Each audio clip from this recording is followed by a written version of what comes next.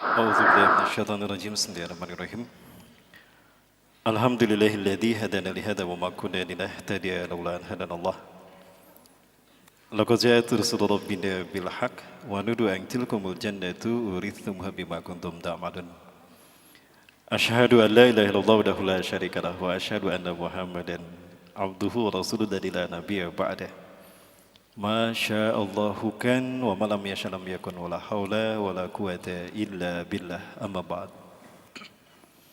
Qala Allah ta'ala fi kitabihil karim bi qawlihi yahtadil muhtadun. A'udzu billahi samil alim minasyaitonir rajim min hamzihi wa nafthihi wa nafsihi. Ya ayyuhalladzina amanu taqullaha haqqa tuqatih wa la tamutunna illa wa antum muslimun. Wa qala fi ayatil ukhra wa tazawwadu fa inna khairaz zadi taqwa wa takunu ya ulil albab.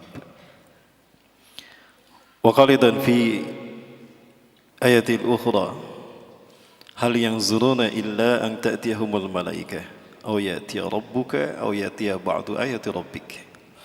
Yauma ya'ti ba'du ayati rabbika la yanfa'u nafsan imanuha lam takun amanat min qablu aw kasabat fi man khaira. Qul taziru inna muntazirun. Wa qala Rasulullah SAW wa huwa sadiqul wa'dil amin. Ma ba'asallahu nabiyyan katun min adam ila taqumu sa'ila yusi ummatahu an syarri fitnatil masih dajjal. Kama anzara Nuh qaumah. Wal yawm sa'aqulu lakum ma lam yakulhum min qabl ahadun min qabli. Innahu a'war wallahu laysa bi'awar. Wa qala idun fi hadisil ukhra man qara'a asyra ayatin min awali suratil kahfi wa fi hadisil akhar man qara'a asyra ayatin min awali wa akhiri suratil kahfi usimani dajjal. Al-hadis wa kama qala sadaqallahu al-azim wa sadaqa rasul karim wa nahnu ala dzaka minasyahidin. Ila hadratil kiram rais li ta'amir hadzal masjid Susiati Saliman hafizakumullah wa ila al-asatid wal asatidah al yajtami'una wa yahduruna fi hadzal masjid hafizakumullah wa ila amirin majlis fi hadzal barnamij hafizakumullah wa ilal hadirin wal hadirat al muslimin al muslimat uhayyikum bi tahiyyatil islam. Assalamualaikum warahmatullahi wabarakatuh. Puja-puji dan syukur kita aturkan kehadirat Allah Subhanahu wa taala. Tuhan yang tidak ada sekutu baginya, Tuhan yang Maha Kuasa untuk mewujudkan apapun yang menjadi kehendaknya. Dialah Allah Subhanahu wa taala yang menggenggam jiwa alam semesta. Bagi Allah sangatlah mudah untuk mewujudkan apa yang menjadi kehendaknya. Cukup mengatakan kun fayakunu, jadi maka jadilah dia. Dialah Allah Subhanahu wa taala yang telah menciptakan manusia dalam fitrah dan makom yang terbaik. Fi ahsani taqwim. Maka demi menjaga muruah manusia sebagai makhluk yang terbaik, Allah ciptakan pula sistem hidup yang terbaik, yaitu Islam. Maka fitrahnya manusia hidup di dunia ini adalah di dalam Islam. Ya. Kalau kita ibaratkan fitrahnya manusia hidup di dalam Islam, itu laksana ikan yang berada di dalam air. Bagaimana ikan di dalam air hidupnya? Tentram tidak? Aman tidak? Nyaman? Adil tidak? Makmur tidak?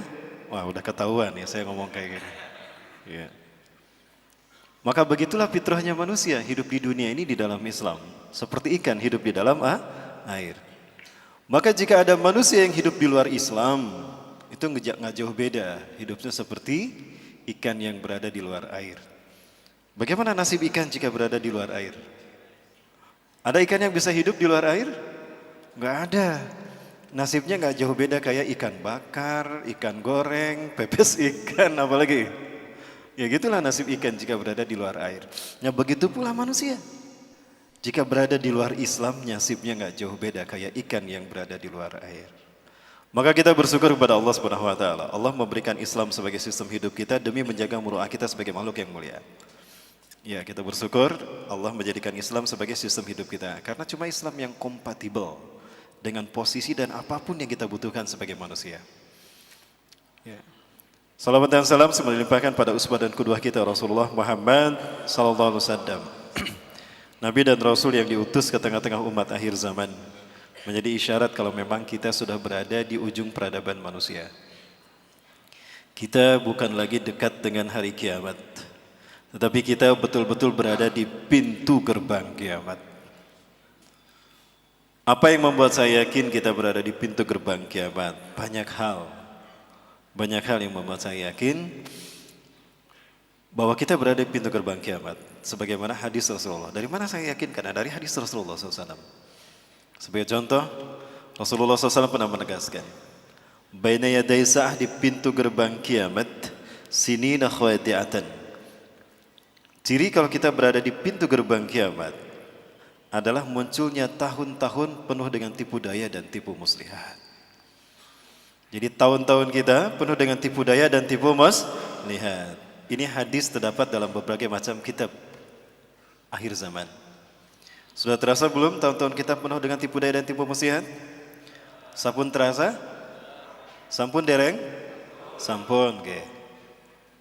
Pripun kabari Bapak Ibu? Saya nggih, matur nuwun. Cuma segitu saya bisa. Yeah. Indikator kalau kita hidup di zaman penuh dengan tipu daya dan tipu muslihat. Yang pertama, yukadzabu fiha shadiq. Orang-orang yang benar dibohongi. Orang-orang yang berkata benar, orang-orang yang jujur didustakan. Sudah terjadi belum? Yakin? Di mana, Pak?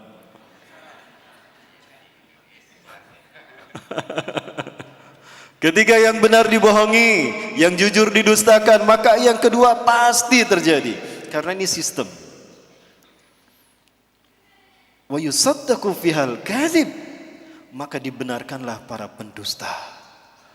Orang-orang yang bikin hoaks dibenarkan. Sudah terjadi? Di mana? Ya. Ketika yang benar dibohongi, yang jujur didustakan, para pendusta dibenarkan, maka yang ketiga pun sudah pasti terjadi. Wa yu'tamanu fihal kha'in, para pengkhianat satu kaum, para pengkhianat satu bangsa diangkat menjadi pemimpin, diangkat menjadi penguasa, diangkat menjadi pejabat. Coba, yang ini jawabannya gimana? Sudah terjadi belum? Hah? Di mana, Pak? Insyaallah. Tiga-tiganya sudah terjadi? Berarti kita berada di pintu gerbang hari kiamat. Kalau sudah jelas berada di pintu gerbang kiamat, Mas kapan nikah, Mas? Baik, yang saya hormati DKM Masjid Susiati Saliman yang dirahmati Allah, yang saya hormati pembawa acara pada kesempatan kali ini menghilang ini kemana ini? Halo, kemana ini? Sarapan dulu. Ya, Mas yang saya hormati, Ustadz yang saya hormati, pembawa acara akhir zaman, MC akhir zaman. Ya. Juga yang saya hormati para sesepuh, para tokoh, ya, para hadirin, kaum muslimin, wal muslimat, para zu'ama. Bahkan yang saya hormati ibunda kita, Ibu Suciati Saliman, ya. Saat ini sedang diuji Allah dalam keadaan sakit. Tadi saya ngobrol dengan putri beliau di bawah bahwa beliau sedang dirawat di rumah sakit ya. Maka beliau sebagai seorang muslim punya hak atas kita dan kita punya kewajiban kepada beliau. Apa kewajiban kita dan hak beliau? Didoakan. Kita doakan dulu sama-sama. Mudah-mudahan Allah Subhanahu wa taala memberikan pahala kepada beliau dengan kesabaran beliau menjalani masa sakitnya ini. Dan juga mudah-mudahan sakitnya beliau ini menjadi beliau bersih dari dosa-dosa beliau, dijauhkan dari kesalahan beliau, dan sakitnya ini mudah-mudahan menjadi titik tolak beliau mendapatkan masa-masa yang baik dalam kehidupannya dan barokah. Amin. Buat beliau dan juga buat siapapun saudara-saudara kita yang sakit. Baik, ikuti Bapak Ibu ya. Baik. A'udzubillahi minasyaitonirrajim. Bismillahirrahmanirrahim. As'alullahal azim Rabbal arshil azim ayyashfiya Ibu Suciati. As'alullahal azim Rabbal arshil azim ayyashfiyaha. Allahumma Rabban nas mudhibal ba'sa ishfi Ibu Suciati min mardiha anta syafi la shifaa illa shifauka shifaan la yughadiru saqama. Alhamdulillahirabbil alamin. Baik, mudah-mudahan di antara kita ada yang sedang dekat dengan Allah sehingga doanya diijabah Allah Subhanahu wa taala. Amin. Sebelum saya sampaikan, Bapak Ibu sekalian, perkenalkan, nama saya Rahmat Baikuni. Saya asli dari Bandung, kelahiran Bandung dan keluarga Bandung Padang ya. Ibu saya dari Bandung, ayah saya putra Padang, Bukit Tinggi, Sungai Puar. Jadi Sunda Padang, Pak. Dan saya pendidikan di SD, SMP, SMA, sempat masuk jurusan kimia, tadinya mau daftar menjadi dokter di kedokteran umum. Kedokteran umum tidak menerima saya. Akhirnya saya diterima di kimia, IKIP. Tapi karena himmah saya lebih kepada agama, saya murtad dari kimia IKIP dan mu'alaf di tafsir hadis. Saya ngambil kuliah tafsir hadis Usuluddin di Stai Al-Fatah, Demak, Jawa Tengah. Dari situ saya kemudian kembali ke Bandung, sempat mengambil studi jarak jauh dengan Al-Quds Institution, Palestina. Kemudian sempat mau melanjutkan S2 ke Yaman, namun saat itu Yaman sedang bergejolak dengan gerakan Syiah Khautiyah. Maka saya tidak jadi urung dan saat itu kemudian saya kembali ke Indonesia, menjalankan studi di sana di Indonesia, di negeri saya sendiri. Sempat mengajar di sebuah SMA dan beberapa kali mengajar di pendidikan luar kampus, Unpad dan sebagainya. Kemudian 2014 saya resign karena jadwal di masjid lebih padat dari jadwal di sekolah. Akhirnya saya memilih umat dan meninggalkan sekolah. Kemudian sempat aktif di Pemuda Persatuan Islam, kemudian resign, sempat aktif juga di NGO Golden Future Foundation. Kita bergabung bersama teman-teman kita yang baru pulang dari Suriah untuk membuat sebuah tim misi medis pengobatan dan juga membantu mereka yang menjadi korban perang. Dari situ kemudian saya keluar juga karena membutuhkan waktu yang banyak sementara saya sibuk di kajian, maka kami bergabung dengan teman-teman di One Ummah Movement untuk juga sama menyatukan kekuatan pemuda, mudah-mudahan bisa membawa nama harum Indonesia. Kenapa? Karena insya Allah dari sekian banyak negara yang menerima Islam sebagai agamanya, tinggal Indonesia yang belum Allah pilih untuk memimpin kebangkitan Islam. Betulkah Indonesia? Nantikan penjelasannya setelah yang satu ini. Jangan kemana-mana, tetap bersama saya. Baik. Iklan dulu. Sinetron ada iklannya kan, Pak?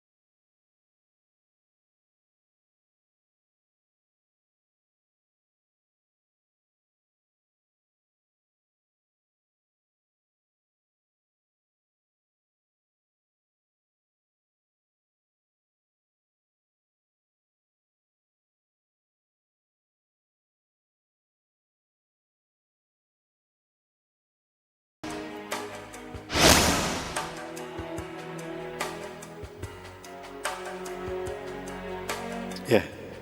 Apa yang kita saksikan barusan adalah merupakan gambaran sedikit dari tanda-tanda kiamat. Apa yang tadi kita lihat itu sudah terjadi. Itu tanda-tanda kiamat telah dekat. Rasulullah SAW menyebutkan biistu ana wasah kahatain. Jarak diutusnya aku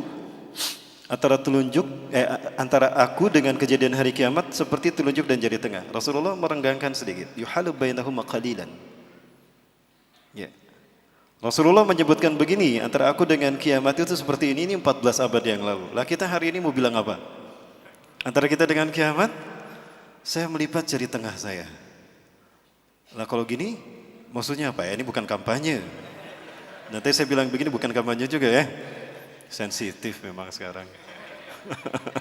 Ya udah saya nggak usah pakai telunjuk. Ya. Hari ini saya seperti ini. Artinya apa? Kiamat sudah ada di ambang mata. Ya. Bahkan Dajjal yang menjadi satu dari 10 tanda besar kiamat ini pun nampaknya telah dekat kemunculannya. Saya khawatir Dajjal akan muncul 3 tahun ke depan, Bapak-bapak. Kok Ustaz yakin 3 tahun ke depan Dajjal akan muncul? Ya. Sebentar saya tanya, Bapak Ibu, ibu-ibu nih, ibu-ibu kenal sama Dajjal, Bu? Kenal? Ketemu di mana, Bu? Bu, Dajjal ini apa, Bu? Ada anak-anak seluyuran mengatakan Dajjal itu Ustaz, dada dan bujal, Ustaz. Bukan Bapak Ibu sekalian ya. Dajjal ini manusia biasa.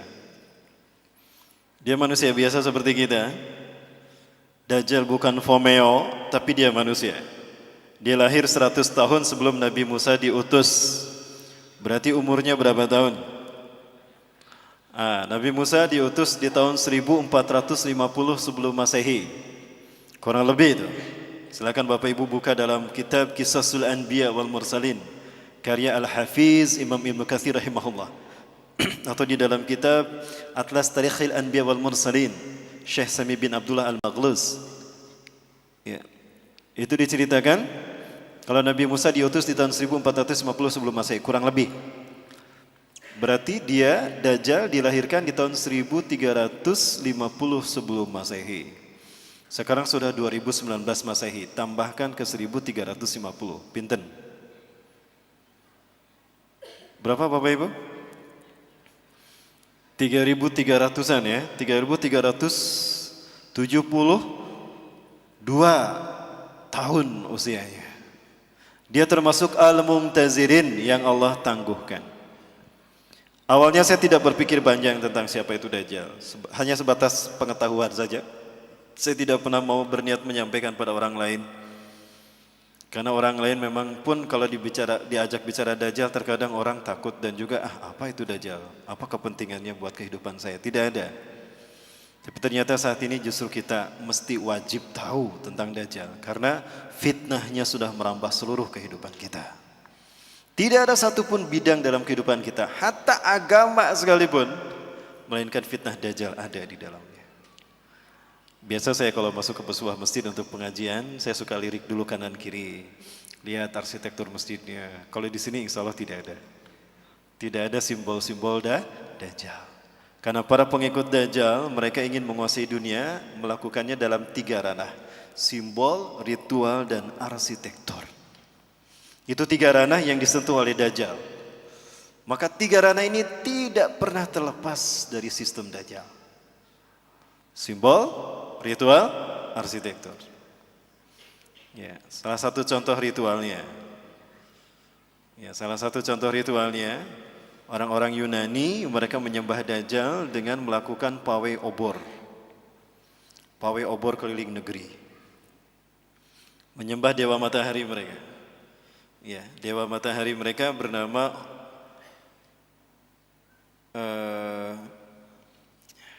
Helios. Ya. Penyembahan kepada dewa matahari mereka yang bernama Helios ini dilakukan dengan pawai obor keliling negeri. Begitu sampai di Bukit Olympus, obor tadi serah terima kepada kaisar. Kaisar terima itu. Ketika kaisar pun lari di lapangan di Bukit Olympus tadi menuju sebuah obor besar. Sempat padam tuh obor. Dari belakang ada yang ngasih obor lagi. Pak, ini Pak, nyalain lagi Pak. Itu bukan isyarat, bukan. Awas jangan kesana kemari. Minggu tenang nih ya. Dinyalakanlah obor raksasa tadi. Maka selama obor raksasa menyala, mereka melakukan atraksi di lapangan tadi. Berbagai macam atraksi. Itulah ritual yang kemudian, ritual yang dilakukan di Bukit Olympus, mengagungkan dewa matahari mereka, yang dimasukkan ini. Ritual itu kemudian dinamakan Olimpiade. Sampai sekarang hilang tidak ritualnya? Inilah ritual pengagungan iblis dan Dajjal. Ya. Itu tingkat dunia, tingkat benua, ada tidak? Ada, apa namanya? Asian Games. Tingkat nasional? Nah, itu ritualnya, kita tidak sadar. Dalam bidang arsitektur, banyak dalam berbagai bidang, dalam berbagai bangunan, apalagi bangunan ibadah. Tidak terkecuali masjid, ada simbol Dajjalnya. Kami di Jawa Barat sedang menghadapi ini. Kenapa demikian? Karena banyak masjid yang bersimbolkan Dajjal. Segitiga adalah sebuah simbol yang kemudian digunakan digunakan oleh agama-agama yang lahir dari filosofi agama Ardi sebagai simbol Tuhan.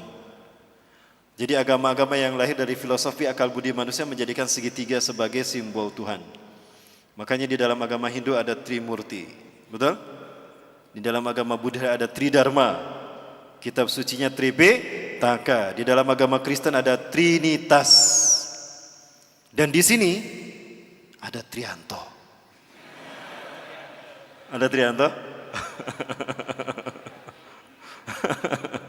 Baik. Nah, segitiga inilah yang kemudian digunakan Fir'aun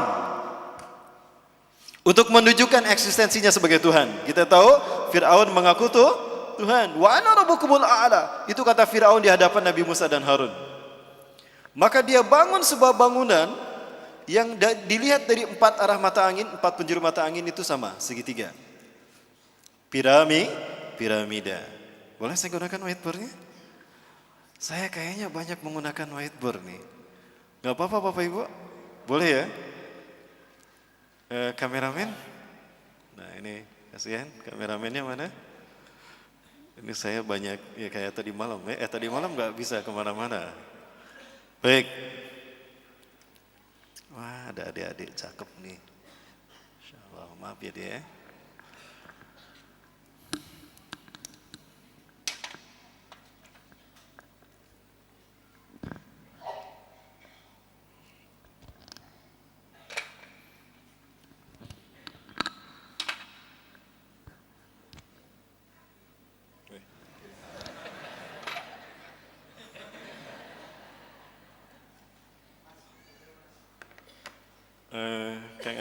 Kang Andi di kantong saya ada spidol Kang Andi. Ada lagi spidol? Ini merah ya.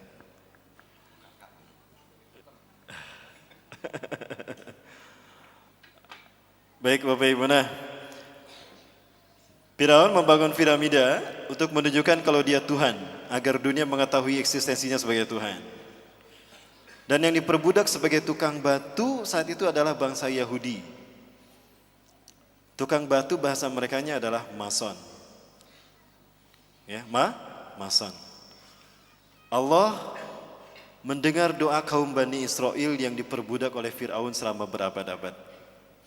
Maka kemudian ada? Di tas saya ada spidol, Mas. Oh ini, astagfirullah. Makasih banyak, Dek. Masya Allah. Iya, saya sakit tadi. Adek jeli ya, barakallahu fiik. Ya, ada Bapak, sudah?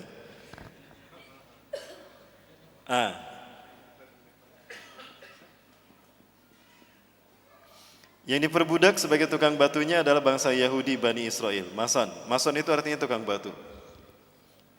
Ya. Allah mendengar doa mereka. Allah tenggelamkan Fir'aun di Laut Merah, maka kemudian mereka merdeka. Mereka tidak lagi dijajah oleh Fir'aun. Tapi mereka tidak melupakan posisi mereka sebagai tukang batu yang diperbudak berabad-abad. Mereka tetap akan menyandang diri sebagai tukang batu. Tapi tukang batu kali ini tukang batu yang merdeka. Kalau dulu didedikasikan secara paksa kepada Fir'aun, maka sekarang didedikasikan untuk Tuhan yang mereka tunggu-tunggu. Jadilah mereka tukang batu yang merdeka. Merdeka bahasa Inggrisnya apa? Free. Maka lahirlah Freemasonry. Nah, dari situ sejarahnya. Baik Bapak Ibu rahmati Allah. Kembali kepada Dajjal. Bapak Ibu rahmati Allah, saya selama ini dulu tidak, sekali lagi saya sudah cerita tadi, saya tidak terlalu begitu berkepentingan, maksudnya tidak terlalu bersemangat untuk membahas tentang Dajjal. Namun ada satu peristiwa yang ternyata peristiwa ini membukakan mata hati saya dan saya harus berbicara tentang Dajjal dan konspirasinya. Karena ini terkait dengan keselamatan akidah kita umat Islam. Dan ini terkait dengan nama baik kita sebagai umat Islam yang rahmatan lil alamin. Peristiwa apa itu? Peristiwa yang terkenal dengan sebutan WTC. Masih ingat? Pertanyaan saya, kenapa harus di bulan September? Kenapa harus di tanggal 11? Dan kenapa harus di tahun 2001? Ini bukan sembarangan Bapak Ibu. Dan ini terkait dengan ideologi Zionis Yahudi. Ya. Baik. Kita lihat satu peristiwanya Bapak Ibu sekalian. Ya. Peristiwa yang kemudian mengilhami saya dan ini menjadi sebuah pembuktian bahwa ini saya harus berbicara, tidak boleh diam. Kita lihat peristiwanya. Singkat saja, saya tidak memutar semuanya Bapak Ibu sekalian.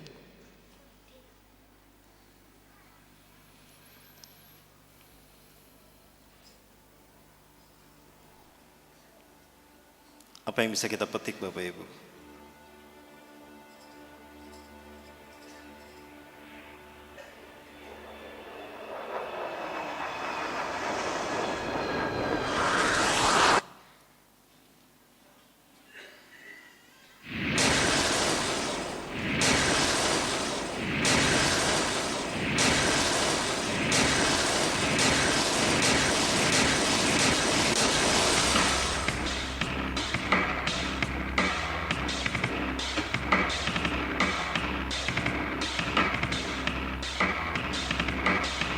As if a demolition team set off when you see the old demolitions of these old buildings. It looks like one of those scenes of an old building being purposely dynamited and blown up. Anybody who's ever watched a building being demolished on purpose knows that if you're going to do this, you have to get at the under infrastructure of a building and bring it down. The way the structure is collapsing, this was the result of something that was planned. It's not accidental that the first tower just happened to collapse and then the second tower just happened to collapse in exactly the same way. How they accomplished this, we don't know. The building collapsed to dust.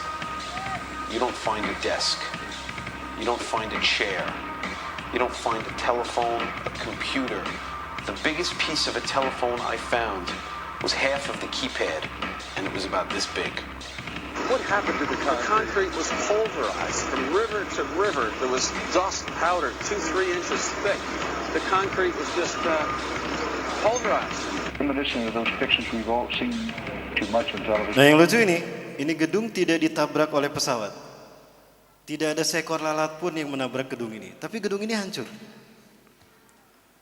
Bapak Ibu sudah melihat itu kok tampilannya bagus. Seperti orang sudah sengaja pasang kamera Seperti sudah tahu sebelumnya kalau gedung itu akan dihancurkan. Satu itu. Nah yang kedua Bapak Ibu sekalian yang saya herankan adalah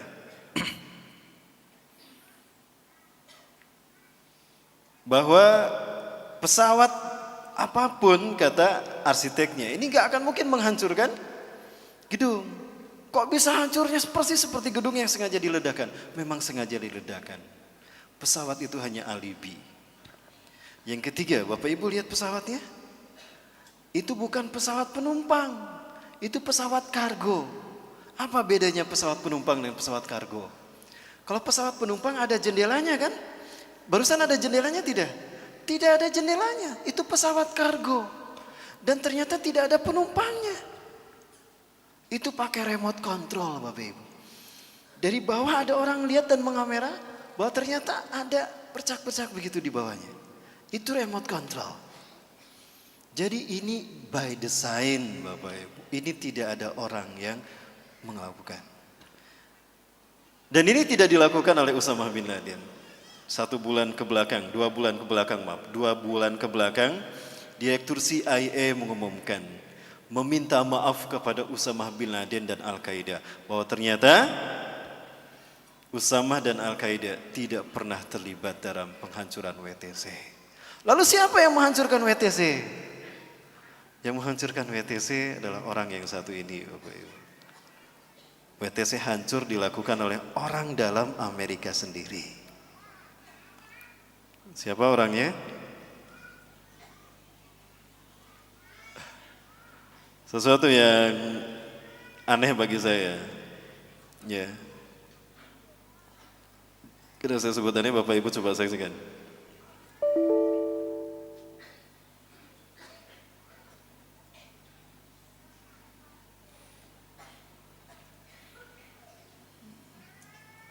Bapak Ibu saksikan. Ada yang aneh nggak tidak dengan gambar ini? Nah, di detik kehancuran WTC, George W. Bush dia mengambil cuti dan dia berkunjung ke sebuah taman kanak-kanak. Di taman kanak-kanak itu dia disambut dengan cerita kambing yang hilang. Si anak itu cerita lama sekali, itu 15 menit lebih. Ini film yang saya cut.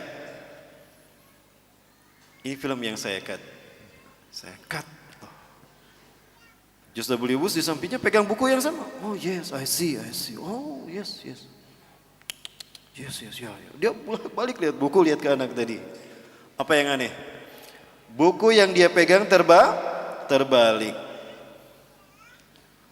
Maka para wartawan bertanya, dia baca apa bukunya terbalik kan? Tidak lama kemudian ajudannya datang ngasih HP katanya.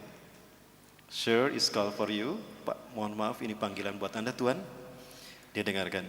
Dan saya yakin yang berbicara itu seperti ini. Sure, the WTC was destroyed. Pak, WTC sudah dihancurkan. Langsung dia tutup buku dan berangkat. Ada hal penting, mohon maaf saya tidak bisa melanjutkan acara. Terima kasih, dia pergi itu. Itu sudah disiapkan, dia akan melakukan press release di hadapan wartawan. Dan apa yang terjadi? Ini bukti yang saya kumpulkan Bapak Ibu.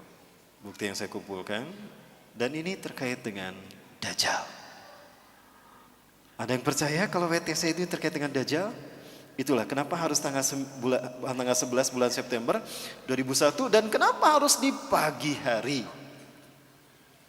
Ini ada kaitannya dengan sebuah ritual tadi. Kalau pagi-pagi hari Senin biasanya ada apa di kantor, di sekolah? Upacara. Kenapa upacara harus pagi hari, Bu? Kenapa enggak siang hari?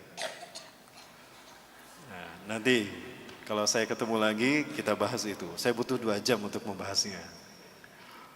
Baik. Nah, ini yang terjadi Bapak Ibu sekalian. Sebentar, ini yang lucu. Bagi Bapak Ibu yang bisa menerjemahkan, tolong kasih tahu saya Bapak Ibu. Inilah fitnah yang terjadi.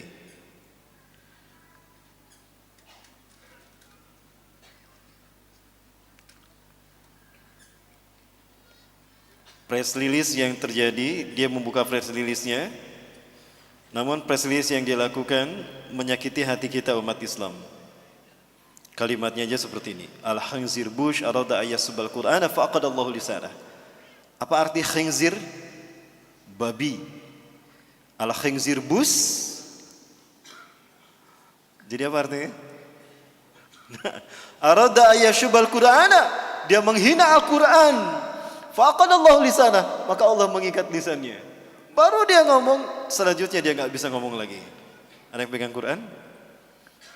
Ada pegang Quran. Dia membuka press release-nya dengan kata-kata enterprise yang menyakitkan hati kaum muslimin. Punten bahasa Inggrisnya seperti ini. Saya lagi belajar bahasa Inggris Bapak Ibu. Jangan diketawain kalau salah ya. This is the Holy Quran for Muslim people. Taught Muslim people to share terrorism all over the world. Ini adalah kitab suci Al-Quran yang mengajarkan terorisme kepada umatnya agar disebarkan ke seluruh dunia. Artinya apa? Dia menuduh Allah mengajarkan teroris kepada kita. Betul? Itu kata-katanya. Maka apa yang terjadi? Setelah dia ngomong itu, Allah kunci lisannya nggak bisa ngomong. You know,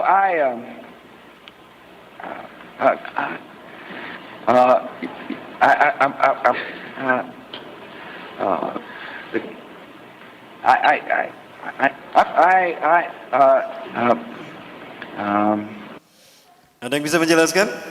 Kira-kira dia ngomong apa? Bahasa apa nih Bapak Ibu? Ayo coba tebak bahasa apa ini? Ini bahasa planet.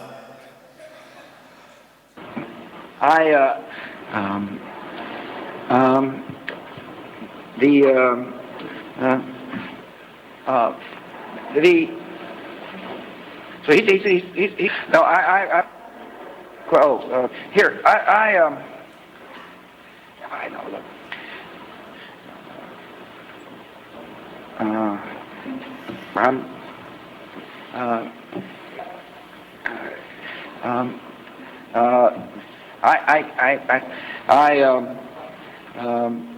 I just don't know. Langsung dia turun. Gak selesai itu press release-nya.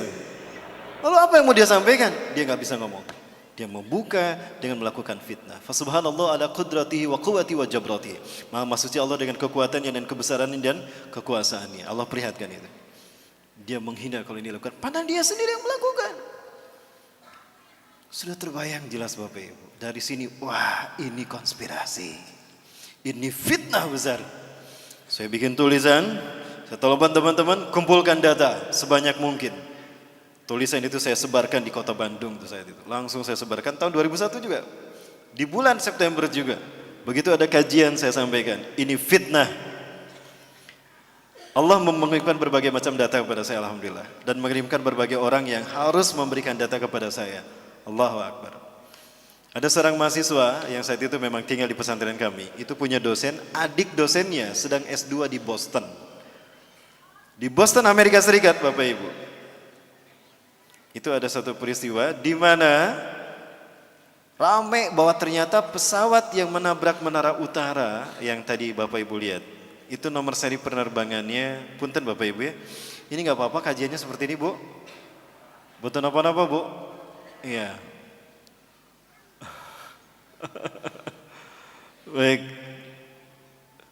Nomor seri penerbangannya adalah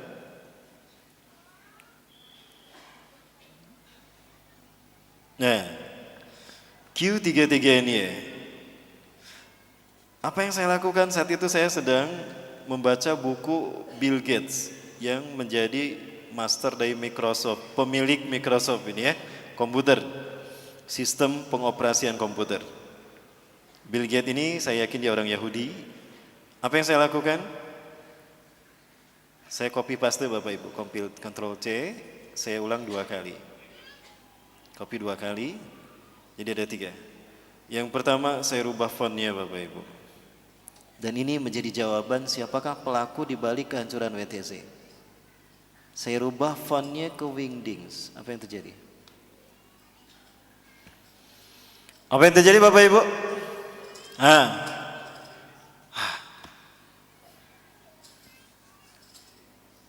Q berubah menjadi pesawat. 33 berubah menjadi simbol WTC kan? N berubah menjadi tengkorak. Ini Golgotha dan ini simbol bajak laut. Y berubah menjadi David Star, bintang David. Ini jawaban dari semua misteri. Siapa pelaku who was behind in this disaster? Siapakah pelaku penghancuran WTC? Jawabannya sudah ketahuan. Pesawat yang menabrak menara kembar dibajak, pembajaknya Yahudi. Maka yang saya herankan, 4.000 orang Yahudi setiap hari masuk keluar masuk WTC. Kok nggak ada satupun yang menjadi korban? Karena sudah dikasih tahu oleh Mossad. Besok jangan ngantor ya, kita akan ada pesta.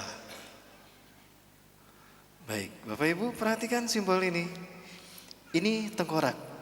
Tengkorak adalah simbol Golgotha.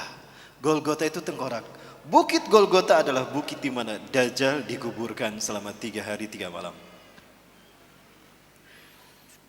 Ya, ini tengkorak. Adapun bintang David ini adalah simbol pertemuan iblis dan Dajjal di segitiga Bermuda.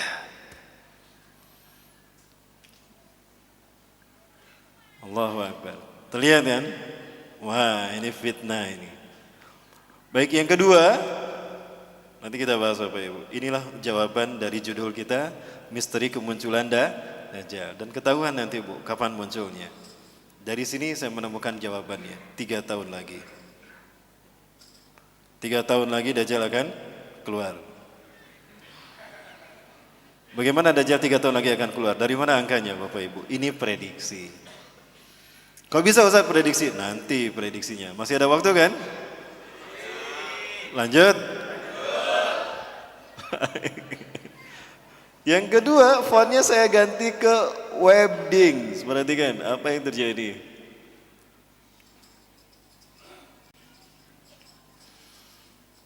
Huruf Q berubah menjadi simbol Yerusalem. Ini simbol Yerusalem, Al-Aqsa, Al-Quds. Ada simbol sinagoga Yahudi, dan ada simbol pohon Natal. Bulan bintang disingkirkan.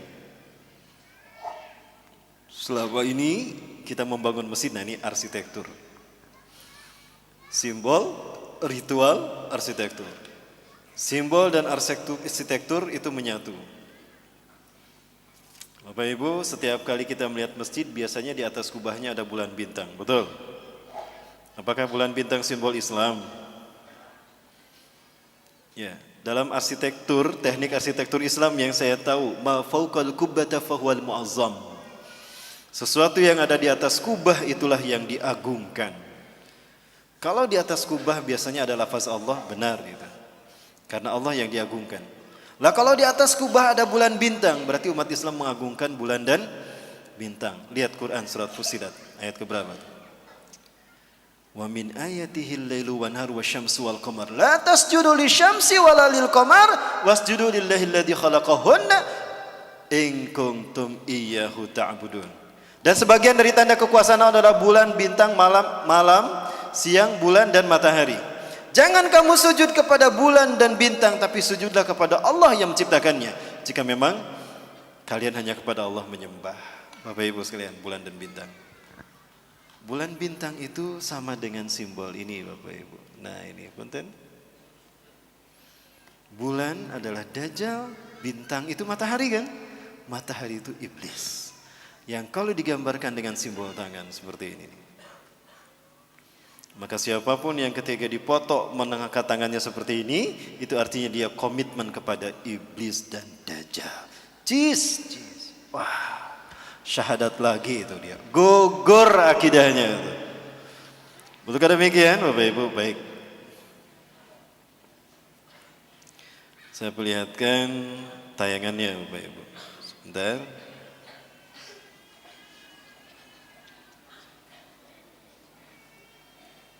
Ini ada ustadz yang memberitahukan kepada kita tentang, nah ini dia. Ini simbol Dajjal, ini sistem Dajjal dalam bidang agama. Ustadz ini menyampaikan dan membuat saya paham pada akhirnya Bapak Ibu ya. Saya nggak tahu ustadz ini siapa namanya. Adalah sebuah tatanan yang dibentuk berdasarkan sebuah pemahaman akan satu kesamaan agama baru. Dan agama itu adalah New World Order.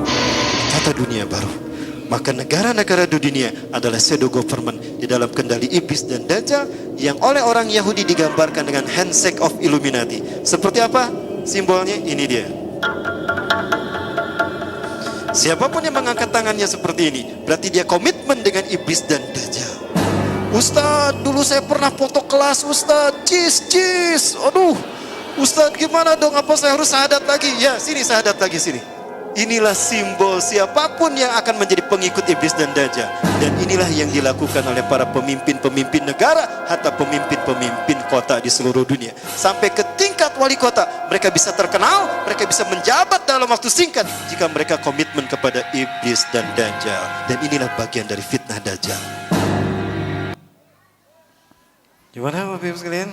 Adik-adik nanti kalau foto kelas jangan gitu ya. Weh gak boleh itu musyrik, murtad. Nanti syahadat lagi, gak boleh. Kasih tahu teman-temannya ya. Jadi jangan gini lagi. Kalau mau nanti habis 17 April ya. Aduh, saya agak takut nih. Baik, Bapak Ibu rahmati Allah. Nah, Allahu Akbar. Bapak Ibu, dan tentang bulan bintang, ini saya ingin sampaikan satu lagi. Ini juga ada ustadz yang menerangkan tentang bulan bintang. Betulkah bulan bintang simbol Islam, Bapak Ibu? Ini ada tayangannya. Apakah bulan bintang simbol Islam? Apakah betul umat Islam menyembah dewa bulan dan dewa matahari? Ingat, bulan bintang itu dewa bulan dan dewa matahari. Dan ini kekeliruan yang harus kita luruskan. Zionis Yahudi, mereka memerangi kita dalam 3 ranah: simbol, ritual, dan arsitektur. Nah, bulan bintang itu biasa suka dipasang di atas kubah. Di dalam teknik arsitektur Islam, ma fawqal kubbata fahuwal muazzam. Segala sesuatu yang di atas kubah adalah yang diagungkan. Sementara banyak masjid-masjid yang membangun di atas kubah itu bulan bintang. Apakah umat Islam menyembah dewa bulan dan dewa matahari? Tidak. Kemudian ada inisiatif diganti dengan lafaz Allah. Oh, berarti umat Islam selama ini telah musyrik, mensejajarkan antara Allah dengan bulan bintang. Le symbole du croissant de lune et de l'étoile. Qui a rajouté ça dans le symbole de l'islam? Nah, ini Ustaz Syekh Abdul Rauf bin Halimah dari Tobako.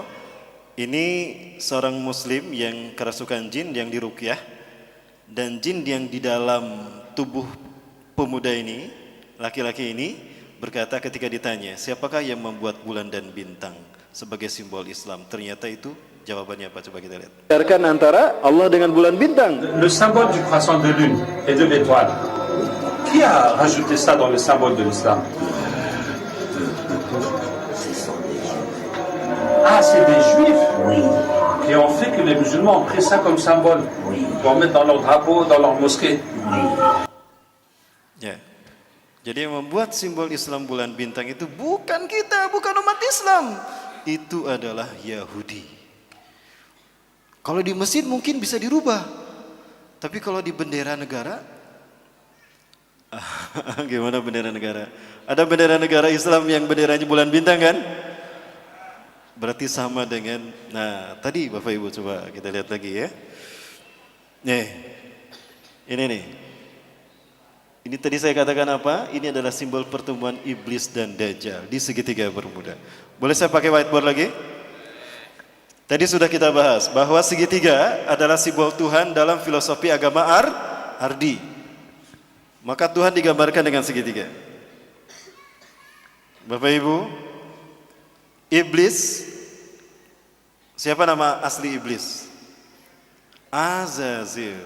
Wah, tahu Mas? Pernah kajian di mana? Ya, betul Pak. Dengar siapa yang ceramahnya? Ah, itu subhanallah. Betul. Nama asli iblis itu adalah Azazil. Bagus namanya, itu dari Allah. Azza yang dimuliakan, yang dimuliakan. Allah. Azazil yang dimuliakan Allah. Wah, bagus Ustadz itu. Jadi nama anak saya. Oh, jangan, itu nama iblis. Maksudnya nama iblis Azazil. Ya. Nah, dia marah sama Allah karena tidak terpilih sebagai khalifah di muka bumi. Dia marah sama Allah. Maka dia nggak mau sujud ketika Allah perintahkan dia sujud kepada Adam. Dia masih Allah izinkan tinggal di langit, Bapak Ibu. Dan dia gunakan segitiganya ke bawah. Ini buat iblis. Dia ingin menjadi Tuhan bagi manusia dan dia mengarah ke bawah, ingin menguasai dunia. Dan dialah sesungguhnya yang menguasai bumi. Dari langit dia awasi bumi. Di bumi ada Dajjal yang sama-sama ingin juga mengaku Tuhan. Sama-sama juga mengaku Tuhan sebagaimana iblis.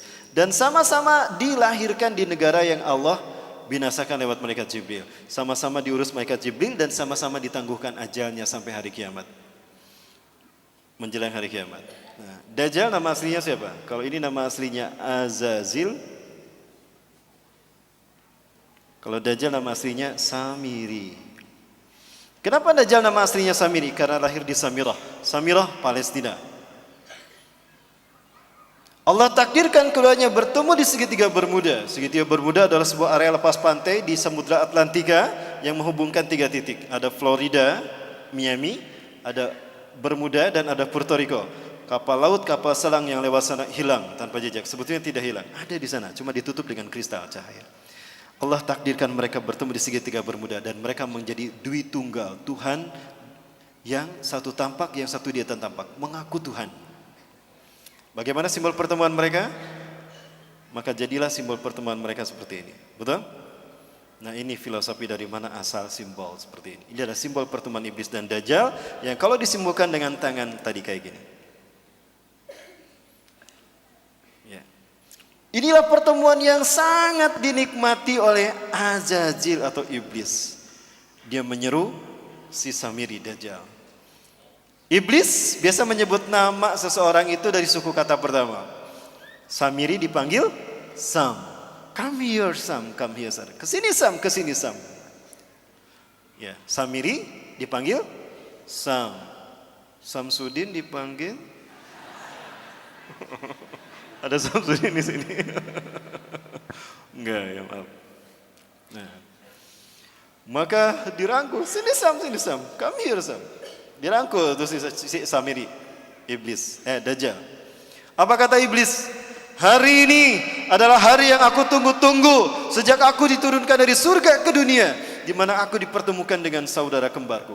Maka panggillah dia oleh kalian sebagai Paman Sam. Apa yang terbayang dalam benak kita? Amerika. Ini jawaban kenapa Amerika selalu ikut campur urusan negara di seluruh dunia. Dan kenapa veto Amerika mengalahkan veto The Big Five yang lain. Dan kenapa Amerika selalu ingin menang sendiri dan mengaku sok polisi dunia. Bukan Amerika yang ditakutinya, tapi who was behind American? Siapa di belakang Amerika? Siapa di belakang Amerika? Lihat set plan tata kota Amerika dan lihat mata uang Amerika. Bapak Ibu, kalau mau saya butuh 2 jam untuk membahas ini lebih dalam. Khusus untuk simbol ini saja. Dan ini terkait dengan ritual ibadah kita. Kenapa? Karena simbol-simbol ini banyak muncul di masjid-masjid.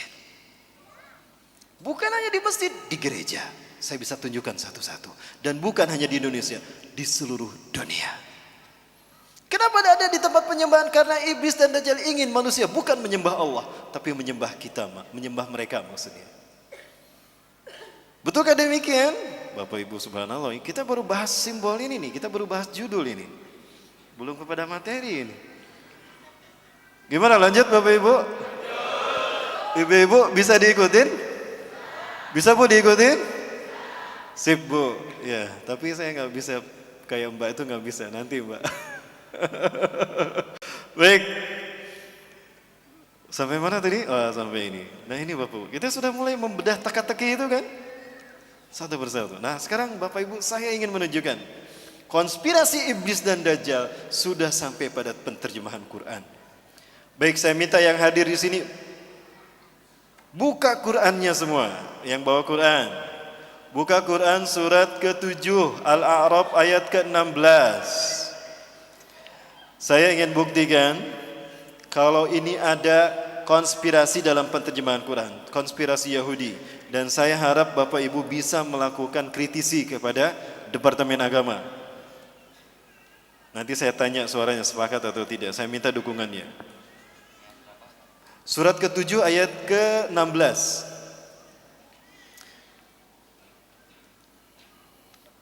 Silakan yang di HP pun juga akan saya tunjukkan Bapak Ibu. Di HP pun ternyata ada yang benar, ada yang salah terjemahnya. Mas sampun Mas. Saged dibacaake Mas. Baca Mas. Ibu-ibu juga yang di atas sudah dibuka? Monggo Mas. Surat ke-7 ayat ke-16.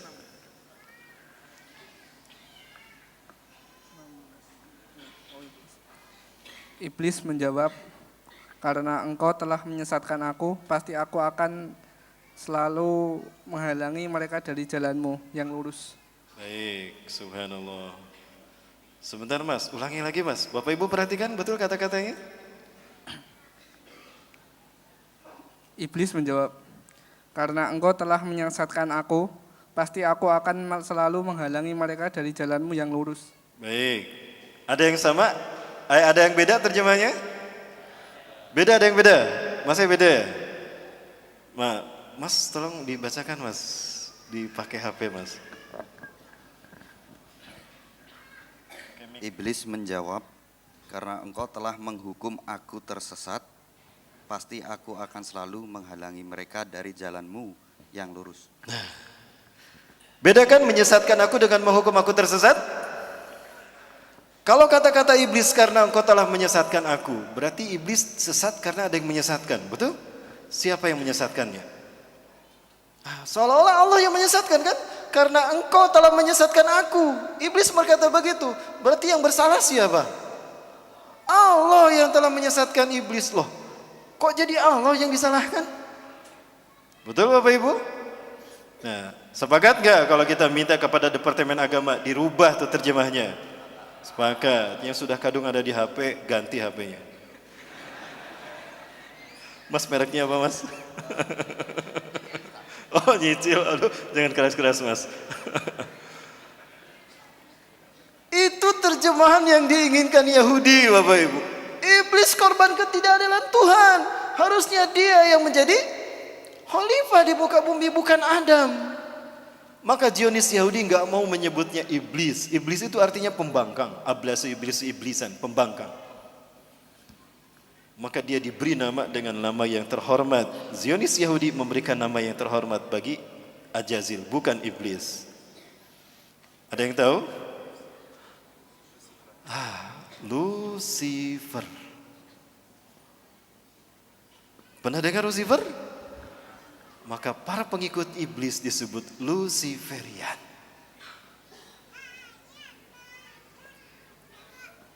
Ini Dajjal minded kan Bapak Ibu? Baik.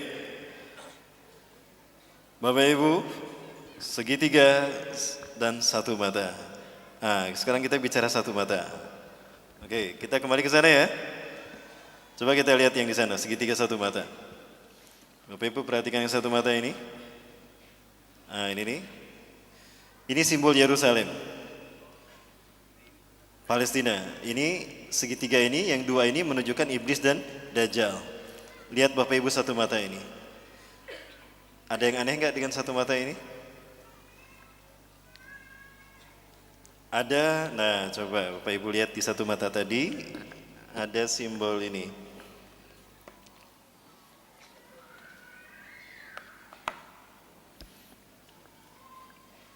Dulu pernah ada satu produk yang trending topik sekali, yang terkenal sekali, Dagadu.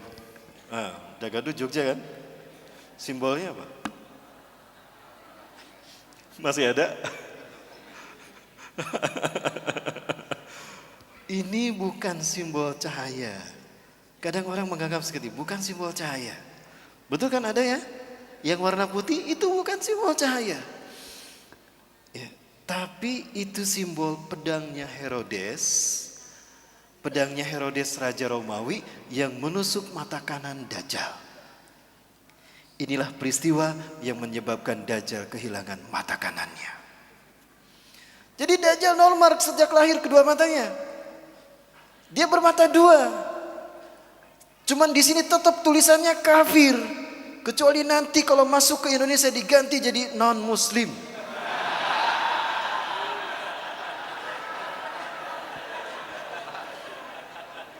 Cuma ke Indonesia nanti. Udah keluar Indonesia, cabut lagi, ganti lagi. Tetap kafir lagi tulisannya. Maaf, keceplosan. Baik. Jadi ini peristiwa mengingatkan kepada apa yang dialami Dajjal. Bapak Ibu, di zaman Nabi Musa dialah bernama Samiri. Ya. Karena dia menyesatkan kaumnya menyembah patung anak sapi, dihancurkan patung anak sapinya. Sama Nabi Musa, marah Nabi Musa. Faraja ila qaumihi ghadbanan asifa. Maka kembalilah Musa kepada kaumnya dalam keadaan marah yang sangat. Diambil itu patung anak sapinya, dihancurkan dan dibakar. Lalu Samirinya diusir. Kenapa tidak dibunuh? Sementara mereka yang menyembah patung anak sapi taubatnya dengan dibunuh oleh orang beriman kan? Ya Bani Israel adhkuru ni'mati Allahi alaikum. Fazkuru ni'matallahi alaikum fatubu ila barikum faktulu anfusakum. Taubatnya itu dengan dibunuh. Orang yang menyembah patung anak sapi dibunuh. Tapi karena jumlahnya ribuan, kemudian Allah cabut hukuman itu karena Nabi Musa berdoa, "Ya Allah, jika kau biarkan hukuman ini berlanjut, maka habis umatku, lalu siapa yang akan menyembahmu ya Allah? Lalu siapa yang harus aku ajak untuk menyembahmu? Jika mereka membuat dosa itu karena mereka hambamu dan kau maha pengampun ya Allah. Ampuni mereka, cabut hukuman ini." Maka hukuman itu menghentikan. Pertanyaan saya saat itu ketika saya membaca tafsir ayat tadi, kenapa yang menyembah patung anak sapi taubatnya dibunuh, sementara Samiri pelakunya, biang keroknya tidak dibunuh, tapi diusir sama Nabi Musa? Karena yang membunuhnya nanti bukan Nabi Musa, yang membunuhnya nanti Nabi Isa alaihi salam. Maka saya yakin Nabi Isa akan turun lagi. Yakin tidak Nabi Isa akan turun lagi? Kapan Nabi Isa akan turun? Wallahu a'lam bishawab. Hanya Allah yang tahu. Apakah 3 tahun lagi? Kok Ustaz dari tadi bilang 3? Karena yang 1 dan 2 sudah selesai debatnya, tinggal yang nomor 3 debat. Siapa? Ini nomor 3. Lanjut, masih ada waktu ya? Baik. Nah, diusir sama Nabi Musa, maka dia ke zaman para nabi masuk tuh si Dajjal ini.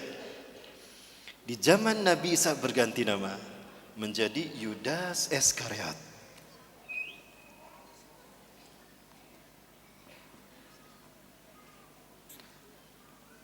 Dia Dajjal. Sedikit saya cerita tentang Nabi Isa. Nabi Isa lahir karena mujizat Allah kan? Kalimatullah, disebutnya kalimatullah. Karena lahir karena kalimatullah. Beliau adalah proses kelahirannya sesuatu yang ajaib. Ini kudratullah dan keajaib, keagungan Allah.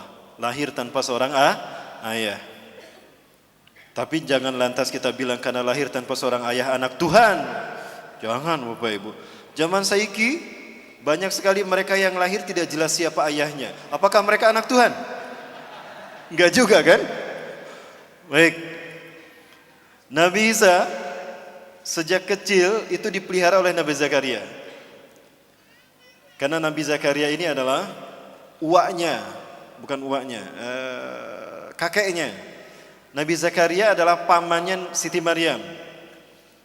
Maka Nabi Isa ini adalah cucu Nabi Zakaria.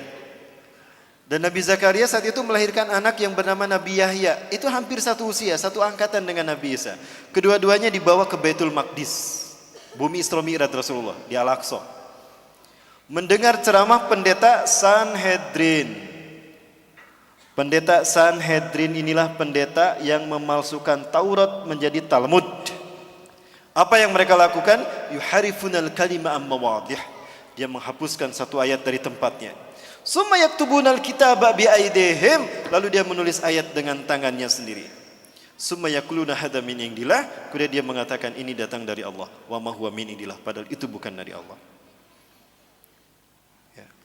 Maka setiap kali mereka ceramah tentang inilah Bapak Ibu Taurat yang Allah turunkan pada kita, itu di Masjidil Aqsa, itu di Baitul Maqdis. Nabi Isa saat itu usianya baru 7 tahun. 9 tahun. Usia 9 tahun. Dek, berapa usianya, Dek? Berapa tahun? 8. Berdiri, Dek. Sebentar. Nah, sebesar gini, Bu. Gak apa-apa, Dek, sama Ustaz begini. Nah, Nabi Isa dibawa sama Nabi Zakaria ke Baitul Maqdis. Mendengarkan ceramahnya pendeta Sanhedrin tentang Taurat. Ketahuan sama Nabi Isa yang seusia ini. Loh, kok Taurat kayak gitu? Ya oke, sampun deh. Barakallah. Loh, kok Taurat kayak gitu? Itu bukan Taurat.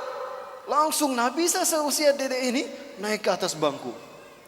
Langsung tolak pinggang. Wailun lakum in tahu an hadhil mushkilah. Celaka kalian, berhenti dari kebusukan kalian. Innakum tuharifunal kalima am mawadih. Kalian telah merubah satu ayat dari tempatnya. Itu ayat kalian sendiri yang ngarang. Taurat demi Allah, bukan demikian. Aku Isa bin Maryam, Nabi dan Rasul Allah. Allah mewahyukan kepadaku bukan hanya Injil tapi juga Taurat. Taurat yang kalian maksudkan harusnya begini, bla bla bla bla bla. Setiap kali ceramah pendeta Sanhedrin itu dibantah sama Nabi Isa. Wah, benar juga nih anak kecil. Ya, oh iya dek, makasih dek. Wah adek pinter, makasih dek. Maaf bapak ibu saya lupa. Dirubah tuh. Setiap kali pendeta Sanhedrin ceramah, Nabi bisa membantahnya karena mereka membohongkan Taurat. Maka apa yang terjadi? Wah itu para pendeta Sanhedrin kumpul tuh. Ini anak iki bocah kalau dibiarin tekor kita. Ketahuan bohongnya kita kan? Jadi gimana? Bunuh dia. Nah, kita ini pesuruh Tuhan, gak mungkin kita membunuh orang manusia. Apalagi dia Nabi dan Rasul. Gampang, bukan kita yang membunuhnya. Kan kita sudah terbiasa mengarang cerita. Bikin aja cerita. Cerita apa? Cerita Tuhan bingung. Pernah dengar doktrin Tuhan bingung? Dari sinilah lahirnya keyakinan agama Kristen hari ini. Dikarang cerita Tuhan bingung, disebarkan kepada manusia. Maka jadi agama sekarang. Kenapa Tuhan bingung? Bingung mikirin Nabi Adam. Udah jelas jangan dipetik tuh buah pohon kayu. Dipetik sama Siti Hawa kan? Lalu dimakan. Tuhan marah saat itu. Tuhan murka. Ketika Tuhan akan menghukum Adam. Aduh kasihan Adam. Adam tuh manusia. Jangankan Adam, alam semesta aku sentil hancur. Apalagi Adam. Maka bingung Tuhan. Hukum jangan, hukum jangan. Kok Tuhan bingung? Inilah jahatnya, inilah sesatnya mereka.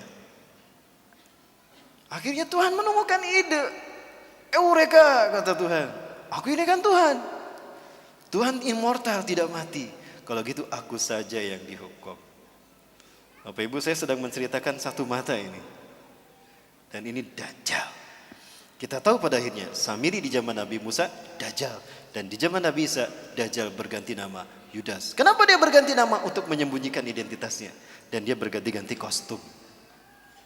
Inilah Dajjal. Lalu kapan nanti Dajjal muncul? Saya sampaikan untuk masa kita ya Bapak Ibu sekalian. Hanya Allah yang tahu. Rasulullah memberikan ciri-cirinya. Nah ciri-ciri itu yang akan kita tuntas bahas tuntas. Lanjut? Masih ada waktu? Semangat nih mas. Kayaknya udah siap menghadapi Dajjal nih.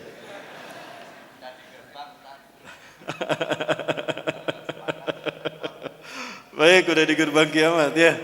Sampai mana tadi?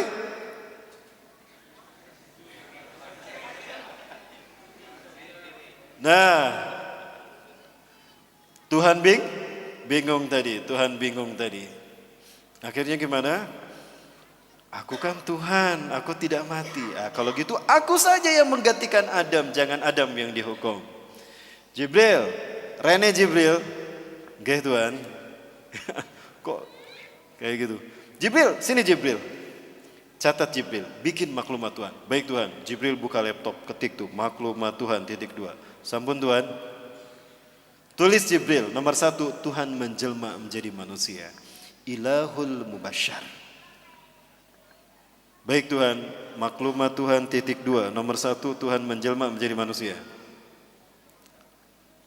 Saya siap membantah, menghujahkan ini. Jika ada orang-orang non-muslim, Kristen yang tersinggung, silakan berdebat dengan saya. Ini studi saya Bapak Ibu tentang Kristologi. Ya. Kemudian apa? Ketika Tuhan berpikir akan menjelma menjadi manusia, Tuhan bingung bagaimana turun ke bumi. Kalau turun begitu saja simsalabim, tring ada, manusia nggak akan percaya. Oh berarti Tuhan harus menjelma menjadi manusia, lahir secara normal. Jibril, nomor 2 Jibril. Baik Tuhan, apa Tuhan? Tuhan lahir secara normal.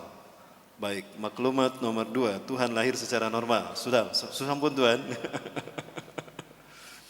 Bingung lagi Tuhan kalau Tuhan lahir secara normal. Lah siapa wanita yang layak melahirkan Tuhan? Bingung ini, di atas aja banyak ini, siapa yang harus melahirkan Tuhan? Jibril ngasih masukan sama Tuhan. Masya Allah, inilah jahatnya, sesatnya Sanhedrin. Ini mereka mengarang cerita ini. Tuhan, boleh saya interupsi ngasih masukan? Oh apa itu Jibril? Gini Tuhan, Engkau pernah mengutus saya ke Bethlehem, ke Nazaret. Di Nazaret ada seorang wanita suci Tuhan. Dia belum pernah mengotori dirinya dan kesuciannya. Hidupnya hanya untuk ibadah kepadamu Tuhan. Siapa Jibril? Masa Tuhan tidak tahu? Nah ini sesatnya mereka kan. Apa kata Jibril? Maryam Tuhan, Maryam binti Imran. Dia wanita yang hidupnya suci hanya untuk beribadah padamu. Betulkah Jibril? Iya Tuhan. Aneh, Tuhan tidak tahu. Kurang update rupanya Tuhan dalam cerita ini. Maka apa kemudian kata Tuhan? Jibril, ihbit ila ard. Kulli Maryam li'annani sa'anfuh min ruhi ilaiha. Jibril, turun kamu ke Maryam, sampaikan pada Maryam, kalau aku akan meniupkan sebagian ruhku ke dalam rahimnya. Maka Maryam pun hamil mengandung Yesus Kristus, melahirkan sang penebus dosa. Tuhan lahir menjelma menjadi manusia untuk menebus dosa Adam. Artinya menebus dosa manusia. Maka Tuhan harus mengorbankan dirinya demi dosa, menebus dosa manusia, agar bukan manusia yang dihukum. Inilah cinta kasih Tuhan. Betul tidak Bapak Ibu? Dari sini lahir doktrin agama ini kan? Allahu Akbar. Cerita ini pun dikarang, disebarkan kepada raja-raja Herodes, raja-raja Romawi. Yang terhasut saat itu adalah Herodes. Maka semuanya faham kalau Nabi Isa itu adalah Tuhan yang menjelma menjadi manusia. Makanya mereka mengatakan Innallaha Isa ibnu Maryam. Laqad kafara alladziina qalu Innallaha Isa ibnu Maryam. Surat Al-Maidah ya. Sungguh kafirlah orang yang mengatakan Allah itu Isa bin Maryam. Nah ini dari kalangan orang-orang ini. Pendeta Sanhedrin yang di zaman Nabi Zakaria mereka memasukkan Taurat menjadi Talmud. Dan ini bujuk rayu siapa? Dajjal. Kemudian Bapak Ibu rahmati Allah, maka ketika cerita ini disebarkan, fahamlah Nabi Isa kalau nyawanya terancam. Maka Nabi Isa pergi meninggalkan Palestina, meninggalkan Yerusalem, meninggalkan Al-Quds, mengembara. Saat itu usianya genap 12 tahun. Mengembara Nabi Isa alaihissalam. Ada satu kaum di mana kaum itu banyak yang buta sejak lahir, diobatin oleh Nabi Isa alaihissalam. Bismillahirrahmanirrahim. Diusap, sembuh. Masaha yamsahu masihan wa mashatan. Mashan wa mashatan. Diusap, mengusap itu masaha. Maka orang yang mengusap disebut masihun al-masih. Man anta? Kaifa tastati an tusli hadal ain? Siapa Anda? Bagaimana Anda bisa menyembuhkan kedua mata saya ini? Aina ya? Apa kata beliau? Aku Isa bin Maryam. Aku Nabi dan Rasulullah. Berimanlah kepadaku. Engkau Nabi dan Rasulullah? Iya. Allah telah mengutusku menjadi Nabi dan Rasul bagi kalian. Dijelaskan dakwah itu Nabi Isa. Berimanlah mereka. Salah satu dari mereka yang beriman bernama Barnabas.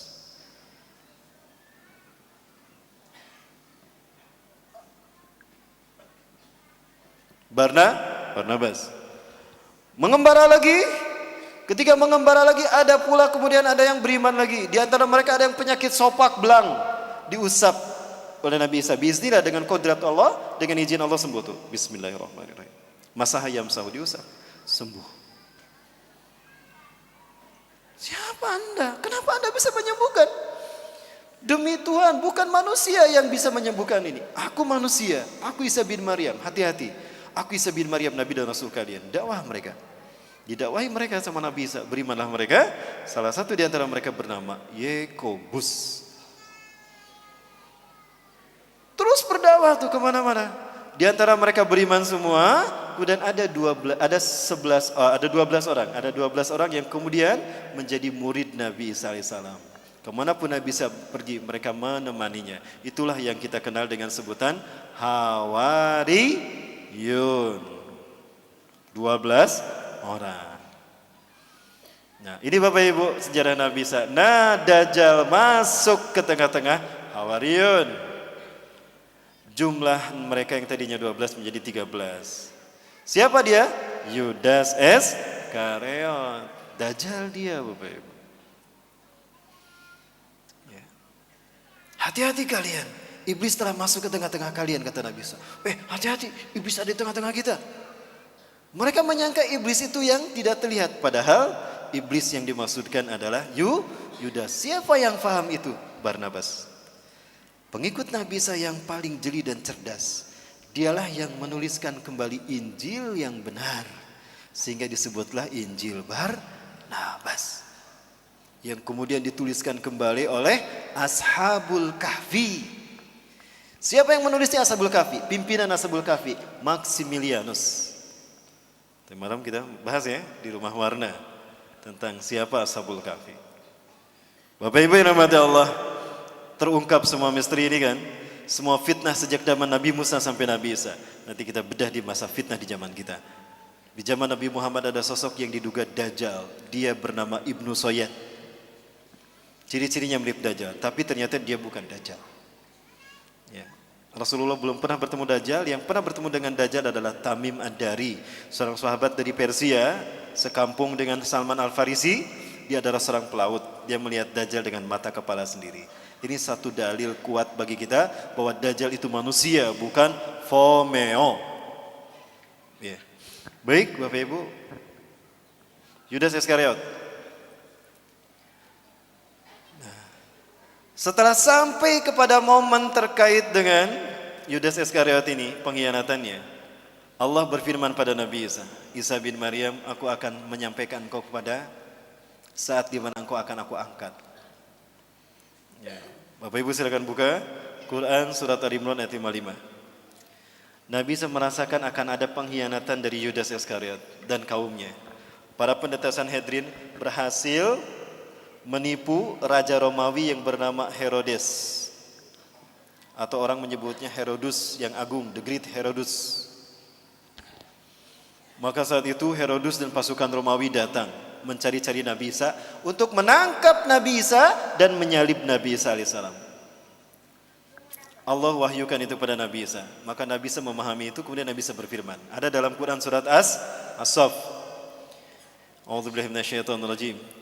إذ قال عيسى بن مريم للحواريين من أنصاري إلى الله. Itu ya, ada ya surat As-Saff. Ingatlah ketika berfirman, ketika bersabda Isa bin Maryam kepada Hawariyin, siapakah yang akan menolong aku untuk menegakkan agama Allah? Qala al-hawariyuna nahnu ansarullah. Itu saat terakhir perpisahan dengan Nabi Isa. Kemudian Nabi Isa mengatakan, kelak di antara kalian ada orang yang berkhianat kepadaku, dan dia akan menggantikan tempat kedudukanku. Ini yang saya baca dari petikan Injil Barnabas, Pak, tahun 97 di Semarang. Saat itu saya sedang melakukan tugas penelitian saya untuk tugas akhir saya. Saya melakukan penelitian untuk itu. Saya menemukan Injil Barnabas. Di dalam petikannya itu disampaikan cerita seperti itu. Ya. Kelak di antara kalian ada orang yang berkhianat kepadaku dan dia menggantikan tempat kedudukanku. Ya.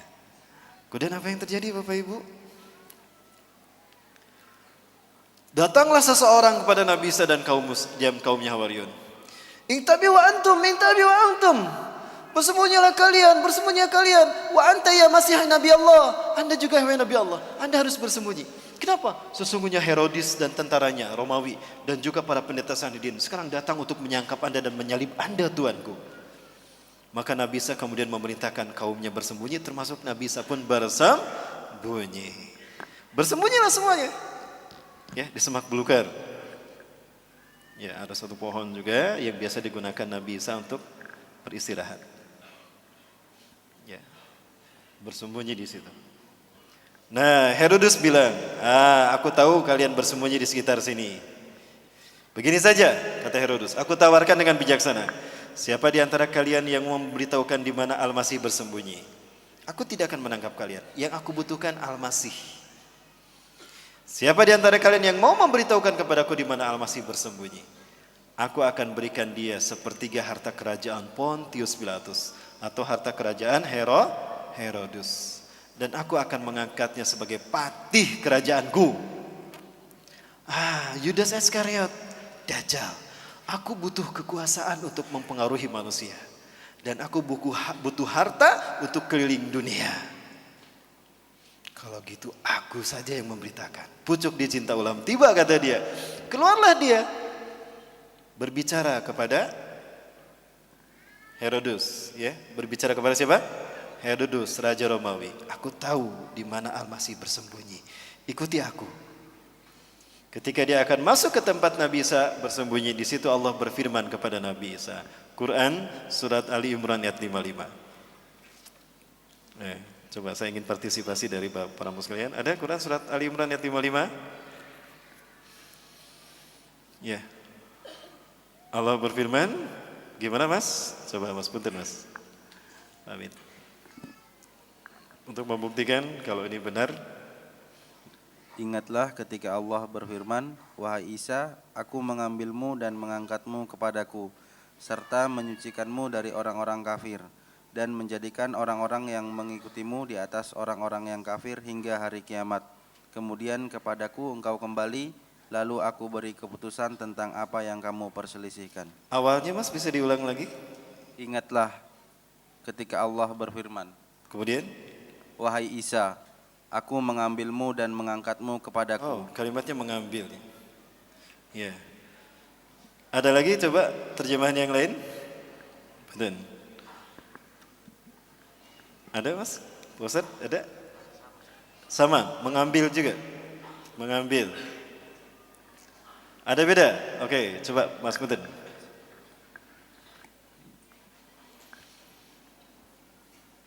Wahai Muhammad, oh ya, pertama Ustaz ini bukan terjemah depak dari tafsiriyah Ustaz Muhammad Thalib. Ya. Yeah. Wahai Muhammad, ingatlah ketika Allah berfirman, wahai Isa, aku telah menyelamatkan dirimu dari kerajaan musuhmu. Aku telah mengangkatmu ke sisiku dan menyelamatkan kamu dari usaha pembunuhan orang-orang kafir. Kelak pada hari kiamat, aku akan menjadikan orang-orang yang mengikuti kamu mengalahkan orang-orang kafir. Kemudian kalian akan dikembalikan kepadaku, wahai Bani Israel. Kelak aku akan mengadili kalian dalam perkara kenabian Isa yang kalian perselisihkan. Baik, ya terima kasih Mas. Ya, beda-beda terjemahnya ya. Beda dengan di Bandung nih, ternyata Jogja kayak gini terjemahnya. Ada lagi yang beda? Coba kita lihat ayatnya. Iz qala Allahu ya Isa. Iz qala, ingatlah ketika berfirman. Ingatlah Muhammad qala ketika berfirman. Siapa? Allah. Ya Isa, hai Isa, ini mutawaffika. Kalimat mutawaffika, wafat itu bukan berarti mati. Sesungguhnya aku akan mewafatkan engkau. Itu artinya bukan mematikan engkau. Wafat tidak selamanya artinya mati. Di dalam surat Al-An'am ayat ke-60 Allah berfirman, a'udzubillahi minasyaitonir rajim.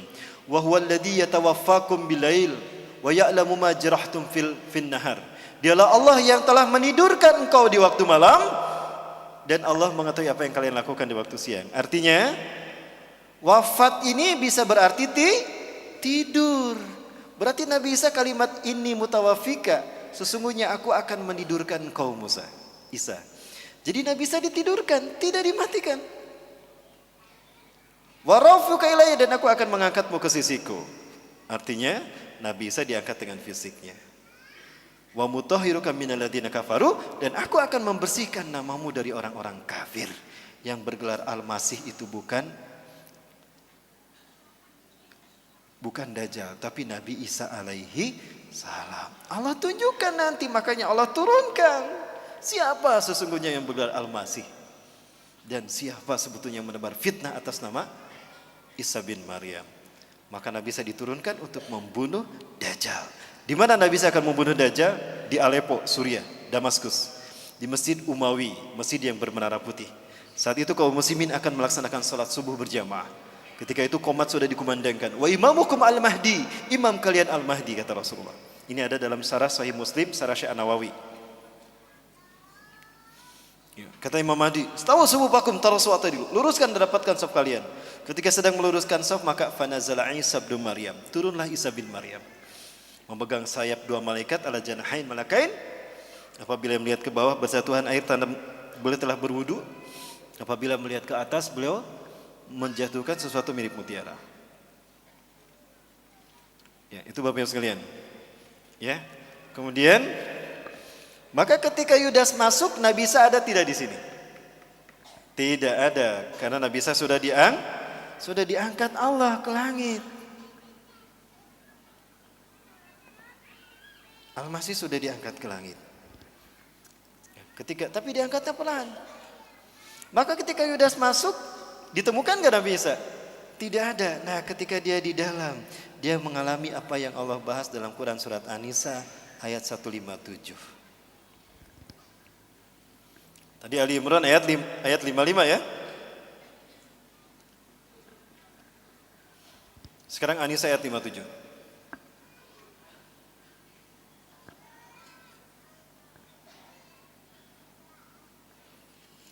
Bisa dibacakan? 57.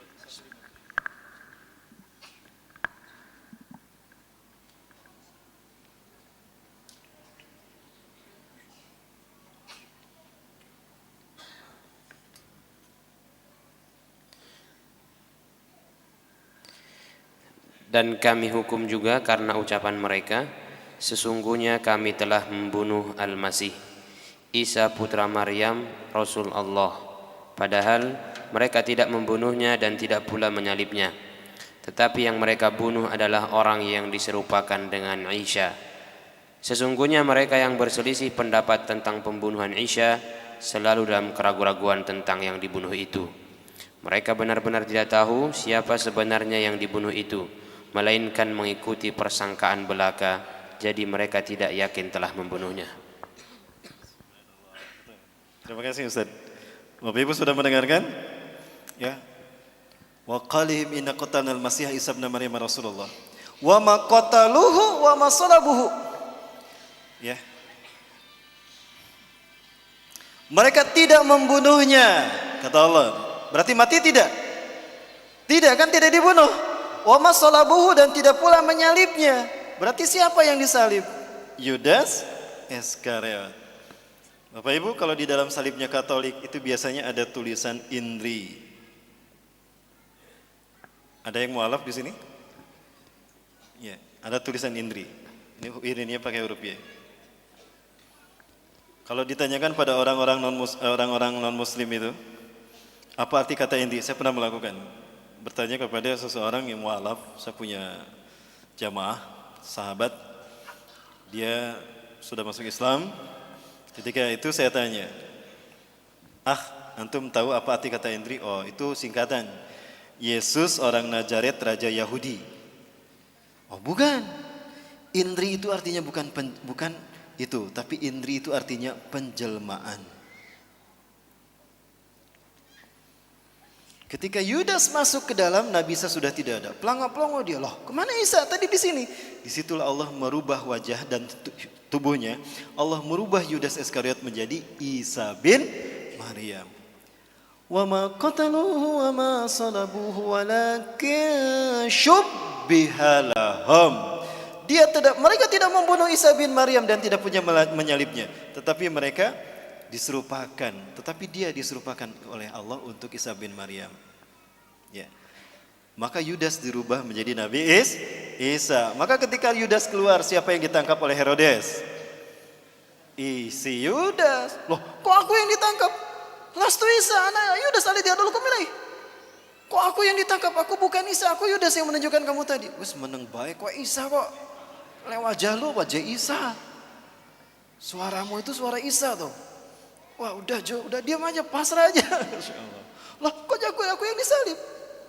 Ditangkaplah dia, kemudian dia disalib. Ketika disalib, ditidurkan di paku kaki dan tangannya. Dia melihat Nabi Isa diangkat ke langit. Ya. Ini bukti kalau Nabi Isa diangkat dengan fisiknya. Maka dia berkata, Eli Eli lama sabakhtani, ada dalam Bible. Tuhanku, Tuhanku, Tuhanku, Tuhanku, kenapa kau tinggalkan aku? Eli itu bahasa Ibrani itu Tuhan. Eli. Ada film The Book of Eli. Ya, kitab Tuhan. Ya, Eli itu apa artinya? Tuhan. Itu di bahasa Ibrani, di Romawi sana. Kalau di kita Eli itu jadi nama orang. Ada Bu Eli di sini? Itu artinya ibu Tuhan. Ustadz, jadi harus ganti nama ya? Iya, Bu. Ya, cuma di kita Tuhan main bola. Jadi timnas Eli Aiboy. Ya, baik Bapak Ibu, punten ya, kelakar saya. Jangan viral ya Bapak Ibu. Baik Bapak Ibu, nikmati Allah. Nah, jadi siapa yang disalib? Nabi Isa apa Yudas? Yudas Iskariot. Nah, paham Barnabas apa yang dikatakan oleh Nabi Isa? Kelak di antara kalian ada orang yang berkhianat kepadaku. Dia menggantikan tempat kedudukanku. Dia di mana? Dia berkhianat karena memberitahukan di mana Nabi Isa bersembunyi kan? Dan menggantikan Nabi Isa di tiang salib. Barnabas yakin dia Dajjal.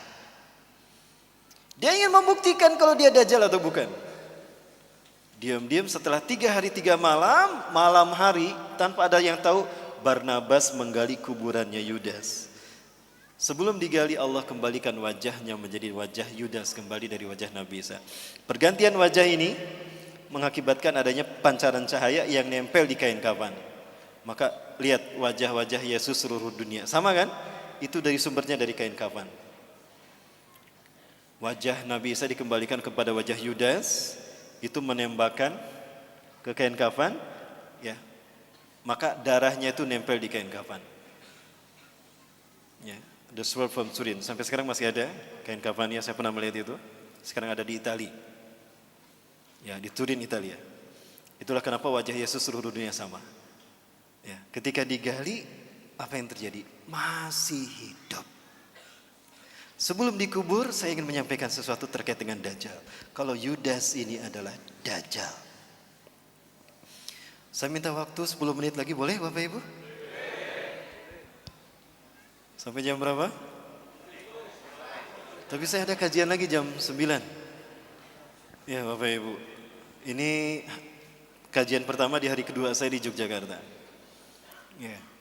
Insyaallah setelah ini saya kemana saya kurang tahu, nanti ada nanti ya. Baik. Kenapa saya meyakini kalau Yudas Iskariot adalah Dajjal? Hadis Rasulullah SAW. Tidaklah Allah mengutus seorang nabi pun sejak Allah menciptakan langit dan bumi, menciptakan Adam sampai hari kiamat, melainkan ada satu fitnah yang terburuk, fitnah Dajjal. Sebagaimana para nabi mengingatkan kaumnya tentang Dajjal, dan sebagaimana Nuh mengingatkan kaumnya tentang Dajjal, hati-hati dengan fitnah Dajjal. Hari ini akan aku katakan kepada kalian, sa'aqulu lakum ma lam yaqulhu min qabl. Aku akan mengatakan kepada kalian sesuatu yang para nabi dan rasul belum mengatakannya. Apa itu? Innahu a'war wallahu laisa bi'awar. Sesungguhnya dia a'war. Banyak yang menerjemahkan buta. Menurut saya a'war bukan sekedar buta. Ada orang yang matanya normal tapi tidak melihat. Disebutnya apa? Buta kan? Tapi matanya normal. Kalau ini bukan a'war, itu bukan buta. Lihat hadis yang lain ya. Ka'anna ainuhu ainabah.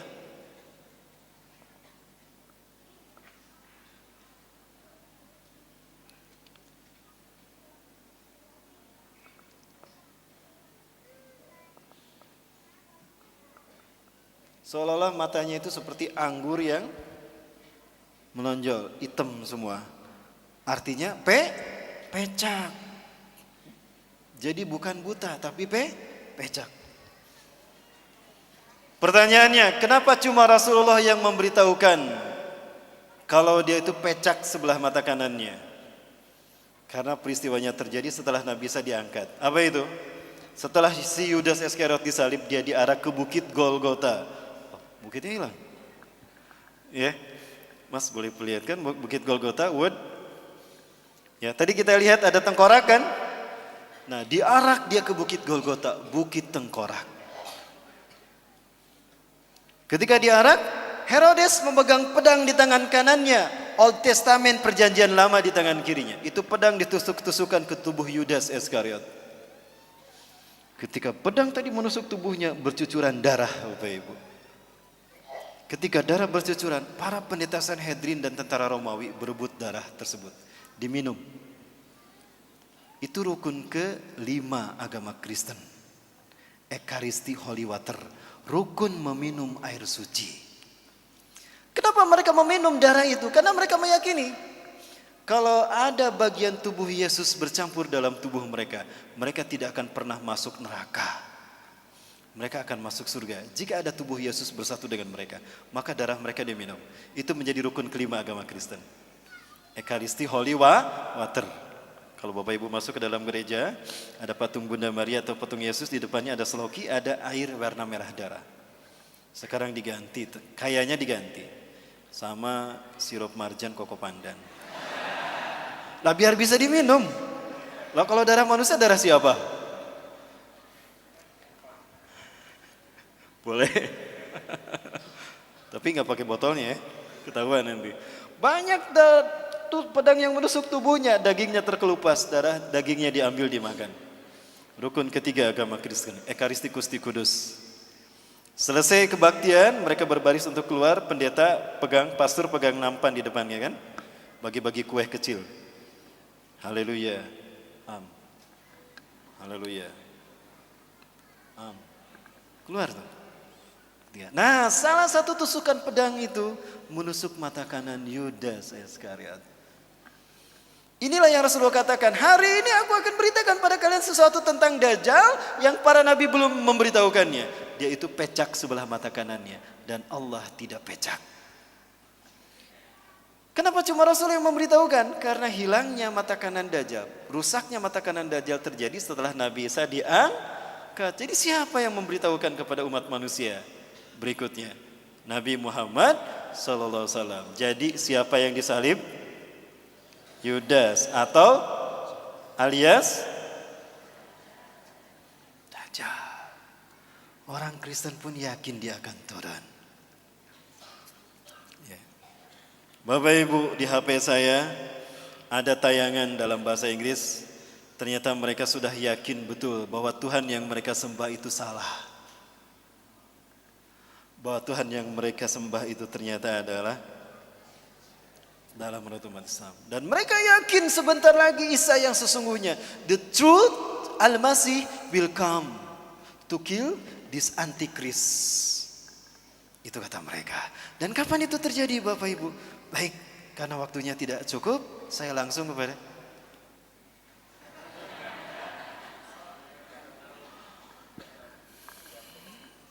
saya tunjukkan. Ini adalah masjid yang menjadi tempat pertemuan iblis dan Dajjal. Maaf, astagfirullahaladzim.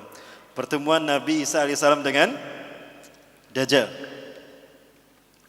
Rasulullah SAW menyebutkan saat itu kaum muslimin akan melaksanakan salat subuh. Wa imamukum al-mahdi, dan imam kalian adalah al-mahdi.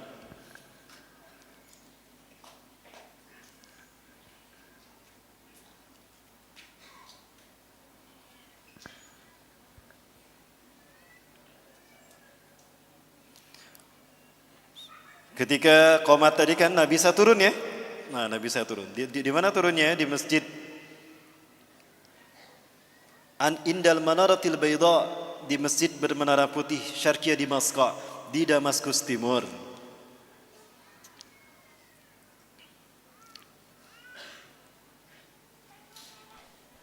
Ketika Nabi Isa turun, apa kata? Nah di sini Bapak Ibu. Nah ini ada tulisan Aleppo di sini nih masjidnya. Perbatasan dengan Turki. Kenapa yakin di Aleppo? Karena Damaskus Timur, Aleppo, ya Damaskus Timur itu Aleppo. Dan cuma ada satu masjid yang bermenara putih, Masjid Umawi. Dan ini masjidnya. Ketika Nabi Isa turun, kata Imam Mahdi, "Ta'ali Nabi Allah, salilana." Mari Kangjeng Nabi, imami kami salat. Imam Mahdi mundur. Ternyata Nabi Isa tidak mau jadi imam salat. Didorong tuh Imam Mahdi oleh Nabi Isa. La taqaddam hadhihi uqimat laks. Ya. Tukul matullah la hadhil ummah inna ba'dakum li ba'din umara. Tidak, qomat ini untuk Anda. Maju ke depan. Andalah imam mereka. Karena sebagian dari kalian ada pemimpin dan sebagian lain. Inilah kemuliaan Allah berikan pada umat ini. Allahu Akbar. Nabi Isa solat di belakang Imam Mahdi. Apakah Imam Mahdi lebih mulia dari Nabi Isa? Tidak. Pelajari Quran surat Ali Imran 81-82. Itu jawaban kenapa Nabi Isa tidak mau menjadi imam solat. Selesai melaksanakan solat berjamaah subuh, imamnya Imam Mahdi. Apa kata Nabi Isa? Iftahil bab, buka pintu masjid itu. Ketika dibuka pintu masjid ini, ternyata tampaklah Dajjal dengan 70.000 Yahudi Isfahan dari lembah Isfahan, Iran. Inilah kenapa Iran menjadi Syiah, karena Syiah ciptaan Dajjal. Sama dengan agama apa tadi? Agama apa? Baik. Begitu dibukakan, kaget Dajjal ketika ada Nabi Isa di dalam. Aduh, malaikat mautku sudah datang. Merinding dia, kata Rasulullah. Mencair dia seperti garam yang terkena air. Rasulullah menyebutkan, harumnya tubuh Nabi Isa tercium sampai sejauh mata memandang. Dan jika orang wa in yahusumul kafirun matu baktatan. Jika orang kafir mencium bau harumnya Nabi Isa, tubuhnya maka mati seketika. Itu barisan depannya mati semua, plak plak plak plak, plak mati. Sisanya mereka lari tunggang langgang. Dajjal sendiri itu merinding dia. Lari dari Aleppo, kebayang Ali dari Aleppo. Dari Aleppo lari ke Israel, Bapak Ibu. Ya, dari Aleppo sini lari ke Israel, nah ke sebelah sini. Ke Tel Aviv. Ya, di Tel Aviv inilah, bayangkan ini berapa ratus kilometer nih. Ke sini kan, cepat dia larinya. Begitu lari ke barat ada Nabi Isa. Aduh, ada Nabi Isa. Lari ke timur ada Nabi Isa. Lari ke utara ada Nabi Isa. Dia bingung melarikan diri kemana. Saking takutnya dia mencair tubuhnya. Artinya deras mengalir keringatnya. Maka di pintu ludlah Nabi Isa menemukan Yudas Iskariot alias Dajjal. Di pintu Lud, kata Rasulullah dalam hadis riwayat Imam At-Tirmidzi, Dajjal terdampar, tidak bisa melarikan diri. Dibunuhlah oleh Nabi Isa alaihissalam. Ya. Ini gambaran masjidnya, Bapak Ibu sekalian, saya coba perlihatkan.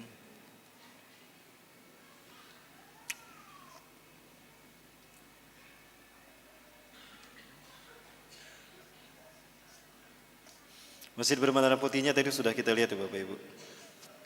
Nah, ini menara putihnya. Ini masjid yang tadi saya maksudkan dari berbagai sudut. Nah, ini menara putihnya. Nah, bisa turun di situ.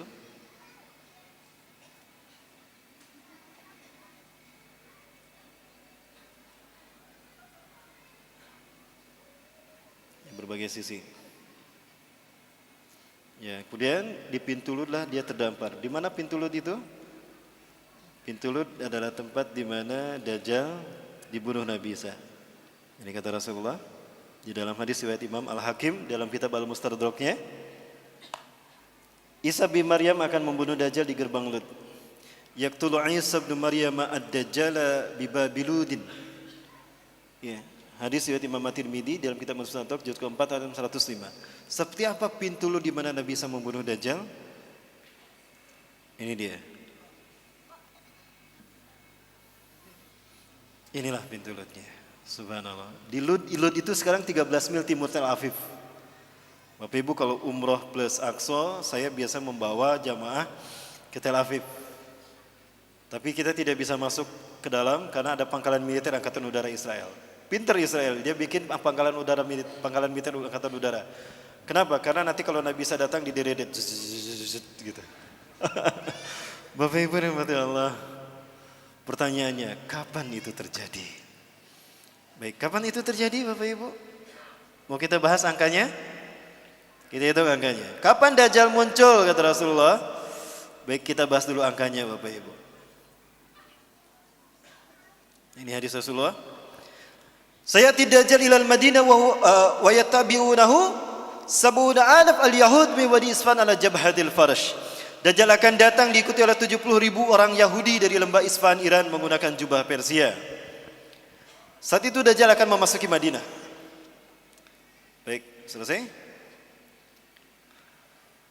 Dajjal akan tiba memasuki Madinah wa huwa mani'un min duhuliya, tapi dia terlarang memasuki Madinah.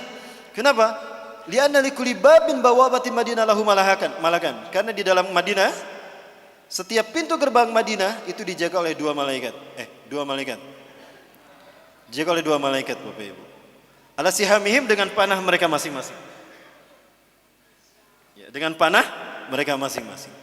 Satu langkah Dajjal masuk ke Madinah dipanah mati dia, maka fayamkusu kharijal Madinah. Dajjal takut dibunuh, maka dia tinggal di luar Madinah. Kemudian dia naik ke sebuah bukit yang bergaram tadi kata Rasulullah. Bapak Ibu kalau ke Madinah biasa diajak jalan-jalan ke Masjid Qiblatain. Gitu ya? Nah di belakang Masjid Qiblatain itulah bukit yang akan dinaiki Dajjal. Ini bukitnya nih. Inilah gunung yang akan dinaiki Dajjal. Inna Dajjal sayas'adul jabala summa yatawajjah ila jihatil Madinah summa yaqulu liman tabi'ah. Dajjal akan naik ke bukit yang bergaram kata Rasulullah. Lalu dia mengarahkan badannya, wajahnya ke arah masjid, ke arah Madinah. Lalu dia berkata, "Hara'aitum dalikal kisral abyad?" Apakah kalian melihat istana putih itu? Dalika Masjidu Ahmad. Apakah kalian melihat istana putih itu? Itu adalah masjidnya Ahmad. Artinya apa? Ketika Dajjal datang, Masjid Nabawi terlihat putih seperti istana. Pertanyaannya, hari ini Masjid Nabawi berwarna apa? Lihat aja ini kan Masjid Nabawi nih. Warnanya apa? Putih. Nih Masjid Nabawi di siang hari. Apa warnanya?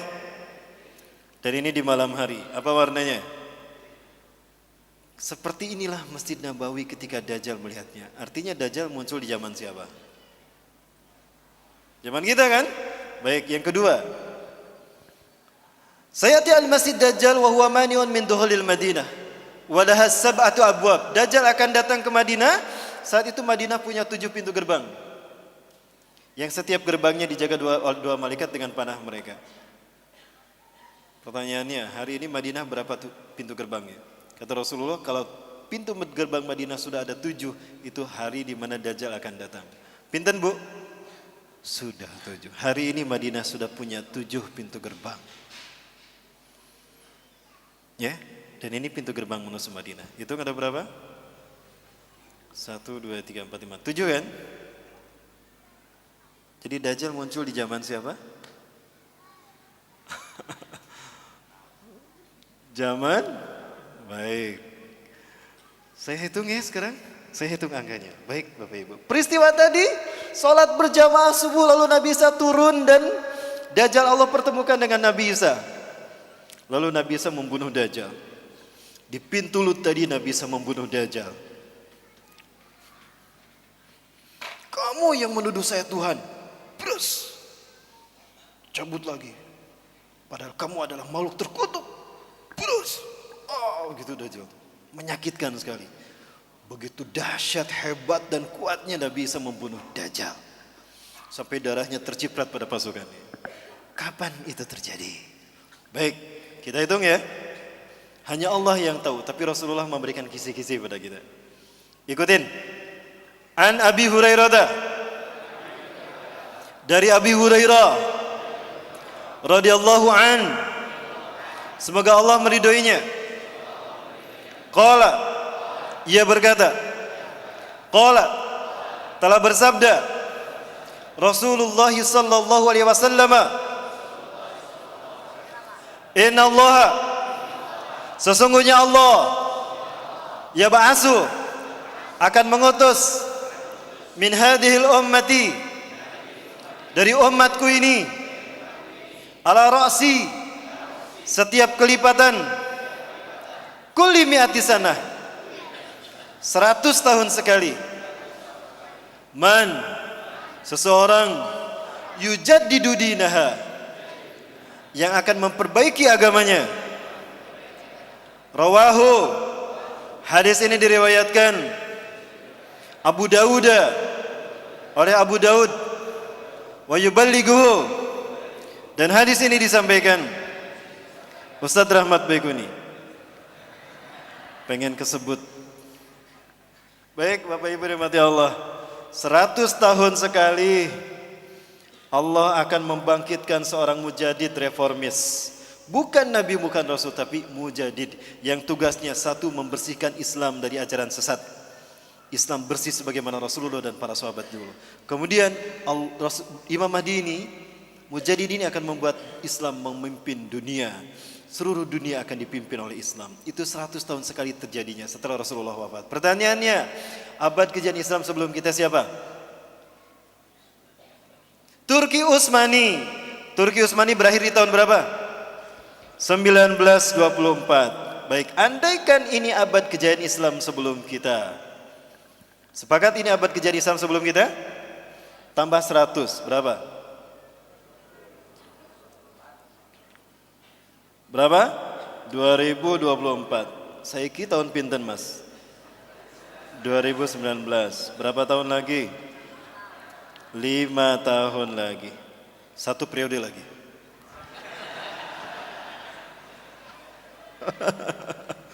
Lima tahun lagi? Berarti ini adalah tahun tersulit bagi kita tinggal di muka bumi. Bapak Ibu sekalian, 5 tahun ini saya potong menjadi 3. Kenapa 3? Ini kata Rasulullah dari hadis riwayat Abi Umamah. Betulkah 3 tahun lagi? Nantikan di episode yang akan datang. Tetap bersama saya di jam tayang berikut ini, bersama saya di tempat yang sama. Jika Allah menakdirkan kita ketemu lagi, kita bahas lagi ini Bapak Ibu. Ciri-ciri ini sudah ada di hadapan kita. Nanti saya perlihatkan ciri-cirinya. Kalau kita bertemu lagi. Mohon maaf, saya ada kajian lagi sekarang. Rupanya itu dulu yang dapat saya sampaikan. Lebih dan kurangnya mohon maaf. Inilah misteri tentang kemunculan Dajjal. Kita sudah tahu sekarang siapa Dajjal? Samiri di zaman Nabi Musa. Di zaman Nabi Isa bernama siapa? Yudas Iskariot. Jadi yang disalib itu siapa? Dan siapa Yudas itu? Dajjal. Makin yakin kan? Inilah fitnah yang selama ini harus luruskan. Dan saya tidak melanjutkan ini kepada WTC. Sebetulnya bisa saya lanjutkan kepada WTC. Jadi WTC itu sebetulnya adalah ritual human sacrifices untuk the God who's waited, untuk Tuhan yang mereka tunggu-tunggu. Dan ini simbolnya ada di seluruh dunia. Apapun bangunan itu, termasuk tempat ibadah, gereja pun ada di seluruh dunia seperti itu. Barangkali itu dulu Bapak Ibu yang dapat saya sampaikan, lebih dan kurangnya mohon maaf. Yang benar dari Allah, yang salah ada kelipan saya pribadi dan saya beristighfar, astagfirullahaladzim. Terima kasih kepada ibunda kita, Ibu Suciati Salmina yang telah Saliman, Ibu Suciati Saliman yang telah memberikan fasilitas kepada kami, saya untuk bisa hadir ceramah di sini ya, dan mudah-mudahan sekali lagi kita doakan beliau ya, dan Allah memberikan kesembuhan. Allahumma shfi' asyifa'an taman syifaan la yughadiru saqama. Tadi di awal sudah kita berdoa, mudah-mudahan beliau segera sembuh dan bergabung bersama kita lagi untuk mensiarkan Islam di masjid ini. Ya, terima kasih Bapak Ibu, hadanallahu wa yakum ajmain wa minkum. Assalamualaikum warahmatullahi wabarakatuh.